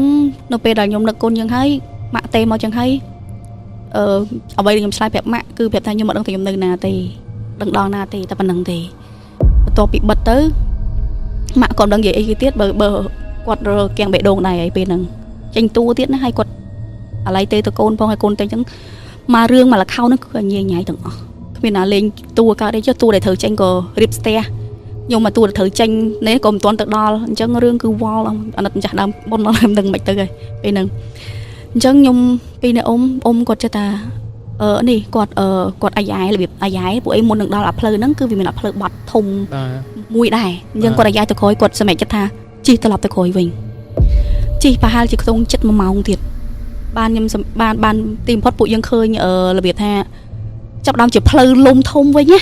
អ្វីដែលខ្ញុំអាចធ្វើបានគឺខ្ញុំត្រឡប់ទៅក្រោយវិញហ្មងត្រឡប់ទៅក្រោយវិញពេលហ្នឹងម៉ែក៏ចាប់ដើមដើរអ្វីដែលខ្ញុំ surprise មែនតែនផ្លូវដែលខ្ញុំទៅតាម map ពីមុនហ្នឹងគឺមិនមែនផ្លូវហ្នឹងទេផ្លូវគឺទៅខាងមួយចំហៀងផ្សេងទៅវិញមួយឆ្វេងទៅនោះវិញហ្មងដូចអីនាំឲ្យយើងចូលទៅហ្មងចាអ៊ំក៏លេងមាត់ហើយពួកយើងក៏ជិះតាម map ដែលថ្មីដែលឃើញហ្នឹងទៅជិះទៅក៏ទៅដល់រោងល្ខោនទៅបានទៅដល់ប៉ុន្តែអីដែលពួកខ្ញុំពេលដែលខ្ញុំទៅដល់ហ្នឹងគឺពេលហ្នឹងគឺពួកខ្ញុំទាំងពីរនាក់គឺដូចច្រាបខ្ញុំលេងអត់កើតទេថ្ងៃហ្នឹងខ្ញុំគិតតែពីអង្គុយយំហ្មងខ្ញុំយំរហូតតល្ខោនចប់បានស្អែកឡើងម៉ាក់នោមខ្ញុំទៅស្រោចទឹកហ្នឹងហើយអីដល់ពេលអញ្ចឹងយើងមានធ្វើបន់សែននៅទៅកសលអីយើងអត់បានធ្វើដែរអត់ទេពីមិនតលោកអ្នកប្រោះព្រមអីអញ្ចឹងថាបើខ្ញុំពីមុនហ្នឹងគឺខ្ញុំអត់ចេះស្រោចទឹកស្រោចអីទេតែថ្មីឥឡូវនេះទេដែលខ្ញុំឃើញញឹកពេកទៅបានខ្ញុំរបៀបថាអត់ទៅកសលឲ្យជាពិសេសនៅពេលដែលខ្ញុំរើនឹកអ្វីខ្ញុំរើនឹកមុនគេមុននឹងញាតិការខ្ញុំទៀតខ្ញុំគាត់ថាកុសលដែលខ្ញុំធ្វើទាំងប្រហែលហ្នឹងសូមឲ្យទៅដល់វិញ្ញាណក្ខន្ធដែលអនាថាទៅប្រហែលសូមឲ្យបានទទួលបុណ្យស្មើគ្នាបាទពួកអីហើយសូមកុំឲ្យខ្ញុំអាសាខ្លាចកុំឲ្យខ្ញុំអាសាឃើញទៀតអីគ្រាន់តែបញ្យល់សពទៅចាប់ពីឥឡូវហ្នឹងហើយឥឡូវនេះបើសិនជាខ្ញុំធ្វើបុណ្យពេលណាធ្វើទានពេលណាខ្ញុំនឹកដល់រហូតអត់ទៅកសលជូនហ្នឹងហើយខ្ញុំសន្យាចឹងហ្មងកុំឲ្យខ្ញុំឃើញយល់បងយល់ដោយសារចេះបងខ្ញុំធ្លាប់មើលរឿងចិនមួយលខោនរបៀបចិនគេមានលខោនហ្នឹងគឺជួលសម្រាប់ជួលឲ្យខ្មោចមើលមិនសណ្ដែងឲ្យមនុស្សមើល តែនៅខ្មែរយើងមានអញ្ចឹងហ៎ មានធ្លាប់ប៉ះរោងណាហៅទៅហើយអត់មានមនុស្សមើលឯង គឺគេហៅទៅគឺសម្រាប់ឲ្យមនុស្សមើលហ្មង អត់ទេខាងខ្ញុំអត់ទាន់ជួបទេ អត់តន់ជួយ មានតែម៉ាក់ខ្ញុំដូចគ្នាដែរដែលគាត់ត្រូវខ្មោចដែលនាំទៅមើល account ហ្នឹងអ្នកដែលទៅមើលហ្នឹងគឺខ្មោចទាំងអស់ដែលទៅមើលហ្នឹង ហ្នឹងខ្ញុំចង់សួរអញ្ចឹងព្រោះខ្ញុំក៏មើលចិត្ត តែអានេះខ្ញុំលើពីម៉ាក់ខ្ញុំនិយាយរហូតទេខ្ញុំមិនមែនជារឿងដែលខ្ញុំជួបផ្ទាល់ទេណា សុំអាហ្នឹងតិចមើលបង អាហ្នឹងទៅរឿង account ដូចគ្នាតែបើនិយាយត្រឡប់ទៅវិញគឺពេលហ្នឹងគឺខ្ញុំនៅកូនង៉ែទេណា បាទ ខ្ញុំនៅកូនង៉ែម៉ាក់ខ្ញុំគាត់3ខ្ញុំទៅ account ហ្នឹងជិះម៉ូតូគេហៅម៉ូតូអីគេទេដែលតតែដាក់ខ្សែមិនទៅបានធាក់ឆេះរបៀបអញ្ចឹងណាហ្នឹងហើយជំនាន់យើងហ្នឹង account លេងយប់ជ្រៅហ៎មិនដូចឥឡូវទេឥឡូវតែម៉ោង7 8 9យប់យ៉ាងយូរគឺចាប់ដើមលេងហើយពីសេរីមុនតតែម៉ោង10អីនោះបានចាប់ដើមលេង គេក្រែលកាទេក្រែលអីហ្នឹង ហ្នឹងហើយអញ្ចឹងម៉ាក់ហើយប៉ាខ្ញុំហ្នឹងដូចគ្នាគឺគាត់ជិះម៉ូតូទៅក្រោយហ្នឹងហើយជិះម៉ូតូហ្នឹង3កូនអាំងគាត់ថាត្រឹមតែកៅពងស្ពឺអីគឺគាត់គិតថាចិត្តបំផុតហើយអញ្ចឹងអាចពេលហ្នឹងនឹកកូនផងទុកកូននៅនិយាយផងក៏សម្រាប់ថាយកកូនទៅដែរអញ្ចឹងទៅណាពេលហ្នឹងបងប្រុសខ្ញុំដូចជាអត់ទៅទេនៅមួយយាយគាត់3តែខ្ញុំទៅទេពេលដែលគាត់ជិះទៅហ្នឹងមិនដឹងថាពេលហ្នឹងគាត់អត់ខ្ញុំអត់ចាំទេពេលហ្នឹងថាគាត់ទៅសំដែងនៅម្ដុំណាហ្នឹងហើយគាត់តែទៅពេលដែលចាំហ្មងគឺគាត់3ខ្ញុំទៅហើយស្ដែងអីម៉ូតូគឺខូចពេលដែលចិត្តថាចិត្តទៅដល់ account ហើយហ្នឹងណា បាទ ស្រាប់តែពេលម៉ូតូខូចដល់មួយលុតហ្នឹងគឺមើលទៅពីប្រហែលជាម្លង2ទៅ3ផ្ទះទៀតគឺឃើញរោង account ច្បាស់ចេះមានទាំងទងវិលសេះហោះកត្រកវិលអីអញ្ចឹងទៅចំណុចនោះមានកុបពេតប៉ោងឯងមានតែរោង account យើងហើយរោង account គឺយើងអត់ប្របាក់ចំណាំទេគឺវាមានគេថា signature គេតាប់លោកក្រហមហ្នឹងហើយអញ្ចឹងមិនឃើញឆ្ងាយហ្មងមិនដល់ក៏ឃើញឆ្ងាយដែរហើយនឹងសេះហោះហ្នឹងគឺមើលទៅគឺម៉ាក់ឃើញហើយឃើញថារោង account ហ្នឹងនៅឃើញចាគឺទៅដល់ហើយហ្នឹងហើយឃើញហ្មងអញ្ចឹងស្រាប់តែឃើញរោង account ហ្នឹងហើយគាត់ជិះហ្នឹងគឺគាត់ឆ្ងល់ថាផ្លូវវាស្មើទេប៉ុន្តែហេតុអីបានជារបៀបពិបាកជិះមិនមែនដូច លិចក្លុកចឹងទៅ អត់ហ្នឹងហើយរបៀបដូចគាត់ឡើងទួលរបៀបក្លុកអញ្ចឹងតែគេស្ដាប់គាត់មើលហ្នឹងគឺផ្លូវហ្នឹងគឺផ្លូវរបៀបខ្សាច់ទេដូចខ្សាច់ចា ស្មើធម្មតា ចាតែជិះពិបាកហើយចាក់ស្ដាយដល់ទៅពេលជិះហ្នឹងម៉ូតូហ្នឹងលុតទៀតដល់មកលុតអញ្ចឹងម៉ាក់គាត់3ទៅហើយមកខាងគាត់យូអីវ៉ាន់ account ទៅហើយប៉ាគាត់បដើបើឆេះអត់ឆេះទេម៉ូតូហ្នឹងតែដល់ទៅពេលហើយឃើញមនុស្សមកវងច្រើនគ្នាទាំងចាស់ទាំងក្មេងបងទាំងចាស់ទាំងក្មេងមានខ្លះទៅបរអាទិសគោខ្លះទៀតទៅយូកតេលខ្លះទៀតទៅ3កូន3ចៅអីអញ្ចឹងណានិយាយទៅច្រើនគាត់ថាពេលហ្នឹងគឺមិនខំពី20នាក់ទេច្រើនមែនតើហើយទឹកមុខគាត់គឺញឹមសប្បាយហ្មងដល់ទៅពេលគាត់ដើរពីក្រោយមកវិញណាដល់ពីក្រោយមកវិញគាត់ថាគុនធីល account ទៅនេះអត់តន់ទៅដល់ឆាអញ្ចឹងណាហ្នឹងអត់តន់ទៅដល់ឆាខ្ញុំថាអូមើលម៉ាក់ខ្ញុំគាត់និយាយទៅគាត់ friendly ឃើញគាត់និយាយដូចស្គាល់គ្នាអូមើលអត់តន់ដល់ទេខ្ញុំនេះអាឡៃតែភ្លេងខ្មែរម៉ាក់ខ្ញុំក៏គាត់អ្នកភ្លេងខ្មែរដែរអាឡៃទៅភ្លេងខ្មែរផងហើយយកឆ្លៀតចូលយកកូនផងយប់ជ្រៅអ៊ំតាមអីទេយើងមិនតន់ដល់ម៉ោងទេហើយអ៊ំអាផ្លូវ account ទៅតាមណារបៀបបាំងព្រៃបាំងអីមិនដឹងទៅតាមផ្លូវណាអ៊ំទៅតាមវត្តឬតាមណាអាធីអញដើរតាមខ្ញុំមកហើយឥឡូវឲ្យខ្ញុំជួយ3មីអូនៃមកអាយុប៉ុន្មាននេះរបៀបអញ្ចឹងណាឲ្យខ្ញុំជួយ3មីអូនេះអត់ដល់គាត់ថាអត់អីទេអ៊ំអត់អីទេខ្ញុំ3បានរៀងធ្ងន់ណាអ៊ំអីកូនខ្ញុំវាថ្លោហ៎ឲ្យ3តិចមកអីអញ្ចឹងណាម៉ាក់ខ្ញុំអត់ឲ្យ3ពួកអីឃើញគាត់ហ្នឹងរបៀបនិយាយទៅស្មាត់ទោសគាត់រៀងដូចកខៀរបៀបដូចគាត់អត់មុជទឹកចឹងហ្នឹងហើយម៉ាក់គាត់ឃើញគឺគាត់បែបអញ្ចឹងតែគាត់ក៏ក្នុងន័យហ្នឹងក៏គាត់ក្នុងន័យអត់មានថាមើងងាយអីទេឬក៏នេះអីអត់ទេតែគាត់គិតថាចង់ទៅពួកអីខ្លួនពងដេកលក់ហើយអញ្ចឹងអត់ចង់ឲ្យវាដូរដៃអីចឹងទៅស្រាប់ទៅពេលគាត់ថាម៉ាក់គាត់សួរថានៅឆ្ងាយទៀតអត់លខោហ្នឹងអ៊ំហ្នឹងគាត់ថាអត់ទេនេះតាន់តិចដល់ហើយតាន់តិចនេះមើលទៅនេះជាតាន់តិចដល់ហើយអញ្ចឹងណាបាទជឿមិនជឿជាតាន់តិចទេចាប់ដល់ទៅលឺនិយាយតាន់តិចដល់ម៉ាក់គាត់សួរគេចឹងតិចណាអ៊ំវាដឹងតែតិចហើយខ្ញុំមើលឃើញទៅប៉ុន្តែមិនក៏អត់រកផ្លូវឃើញផ្លូវពិបាកជិះណាមានផ្លូវផ្សេងអត់ឬក៏យើងកាត់តាមផ្លូវណាបានព្រោះអីផ្លូវទៅវាចូលព្រៃនឹងអ៊ំផ្លូវយើងនេះហ្នឹងនិយាយចឹងណាទៅជាតាមផ្លូវហ្នឹងទៅដល់ហើយហ្នឹងណាតែនិយាយប៉ុណ្ណឹងគ្នាគាត់1 10 20នាក់ហ្នឹងវាមិនដឹងតែពាក្យណាត្រូវសើចទេគាត់សើចស្មើគ្នាហ្មងសើចសំឡេងពេញព្រៃហ្នឹងហ្មងសើចទាំងអស់សើចឲ្យឡើងវារំពងហ្មងណារំពងអើងកមកគាត់ទៅលឺសំឡេងសើចហ្នឹងភ្លើង account ប្រហែលគឺអលុតភ្លឹបទាំងអស់អលុតទាំងអស់សល់តែសំឡេងតែសើចហ្នឹងទេដល់ទៅពេលហ្នឹងម៉ាក់ខ្ញុំគាត់ថាអូច្បាស់ហើយអត់មានអីសង្ស័យទៀតទេ តទៅហ្នឹងម៉ាក់ខ្ញុំបកក្រោយដែរហ្នឹងគាត់បកក្រោយរបៀបនឹកគុណម៉ែអីដូចតាំងពីដើមខ្ញុំគាត់នឹកហ្នឹងទៅនឹកទៅបានទៅដល់ភូមិអ្នកស្រុកវិញហ្នឹងបានគាត់ត្រឡប់មកវិញគាត់និយាយអូមើអើយខ្ញុំជួយខ្ញុំផងខ្ញុំទៅត្រូវគេលងត្រឹមត្រូវអីលងហើយអីដល់ទៅពេលបានគាត់ប្រាប់ថាទៅនៅភូមិហ្នឹងអីអូម៉ាក់ពេលហ្នឹងក៏ម៉ាក់ឃើញដែរចេញមកវិញផ្លូវដែលគាត់ពិបាកហ្នឹងសិតតែភ្នោខ្មោចទាំងអស់ អូគាត់ជិះលើភ្នោខ្មោចទាំងអស់អូយល់ហើយឡើងចុះហ្នឹងគឺភ្នោទាំងអស់គាត់ថាគាត់ជិះផ្លូវស្មើសិតតែខ្សាច់ហេតុអីក៏គាត់ពិបាកបដៅម៉ូតូម៉េះពីទួលត្រង់ណាគាត់ចេះតែមើលទៀតឡើងចុះតឹងធូរចឹងទៅហ្នឹងគាត់នៅលើភ្នោខ្មោចទាំងអស់ពេលដែលភ្លើងភ្លឹបហ្នឹងគាត់មកឆេះហ្នឹងម៉ូតូវាអត់ឆេះទៅមុខមិនតែវាភ្លើងភ្លឺហើយបាទភ្នោខ្មោចទាំងអស់អត់តូចអត់ធំអាចាស់អីគឺឃើញទាំងអស់នៅហ្នឹងដូរចិនទៅហ៎បងអត់ទេខ្មែរសើភ្នោចេះដីអត់ទេភ្នោគេពូវាអាចដែរថាអាចនឹងថាចិនដែរប៉ុន្តែវាអត់មានអាម៉ុងឬក៏អីណាអីគឺពេលហ្នឹងគឺយើងឃើញភ្នោហើយក៏អាចមួយទៀតខ្លះទៀតគឺរ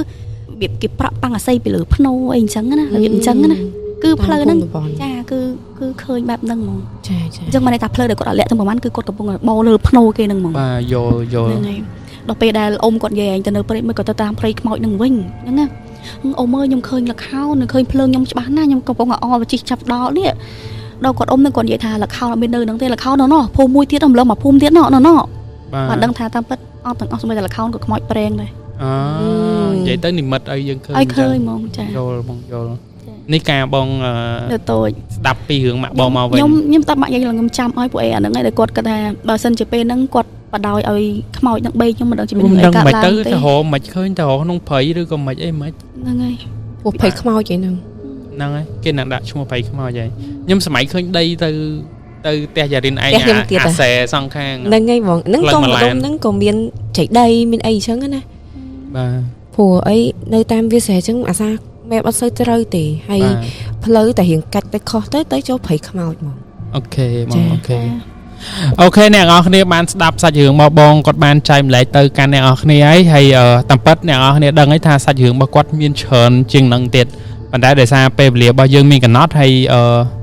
គីឡូកម្មវិធីយើងមាន season 5 ហើយគីឡូយើងជើញគាត់មួយសារទៀតបានអីចឹងវាជាអ្វីដែលខ្ញុំចង់និយាយដែរបងគីឡូថាអូបន្តតុកភ្លឺ background ងឹតវាត្រូវមាន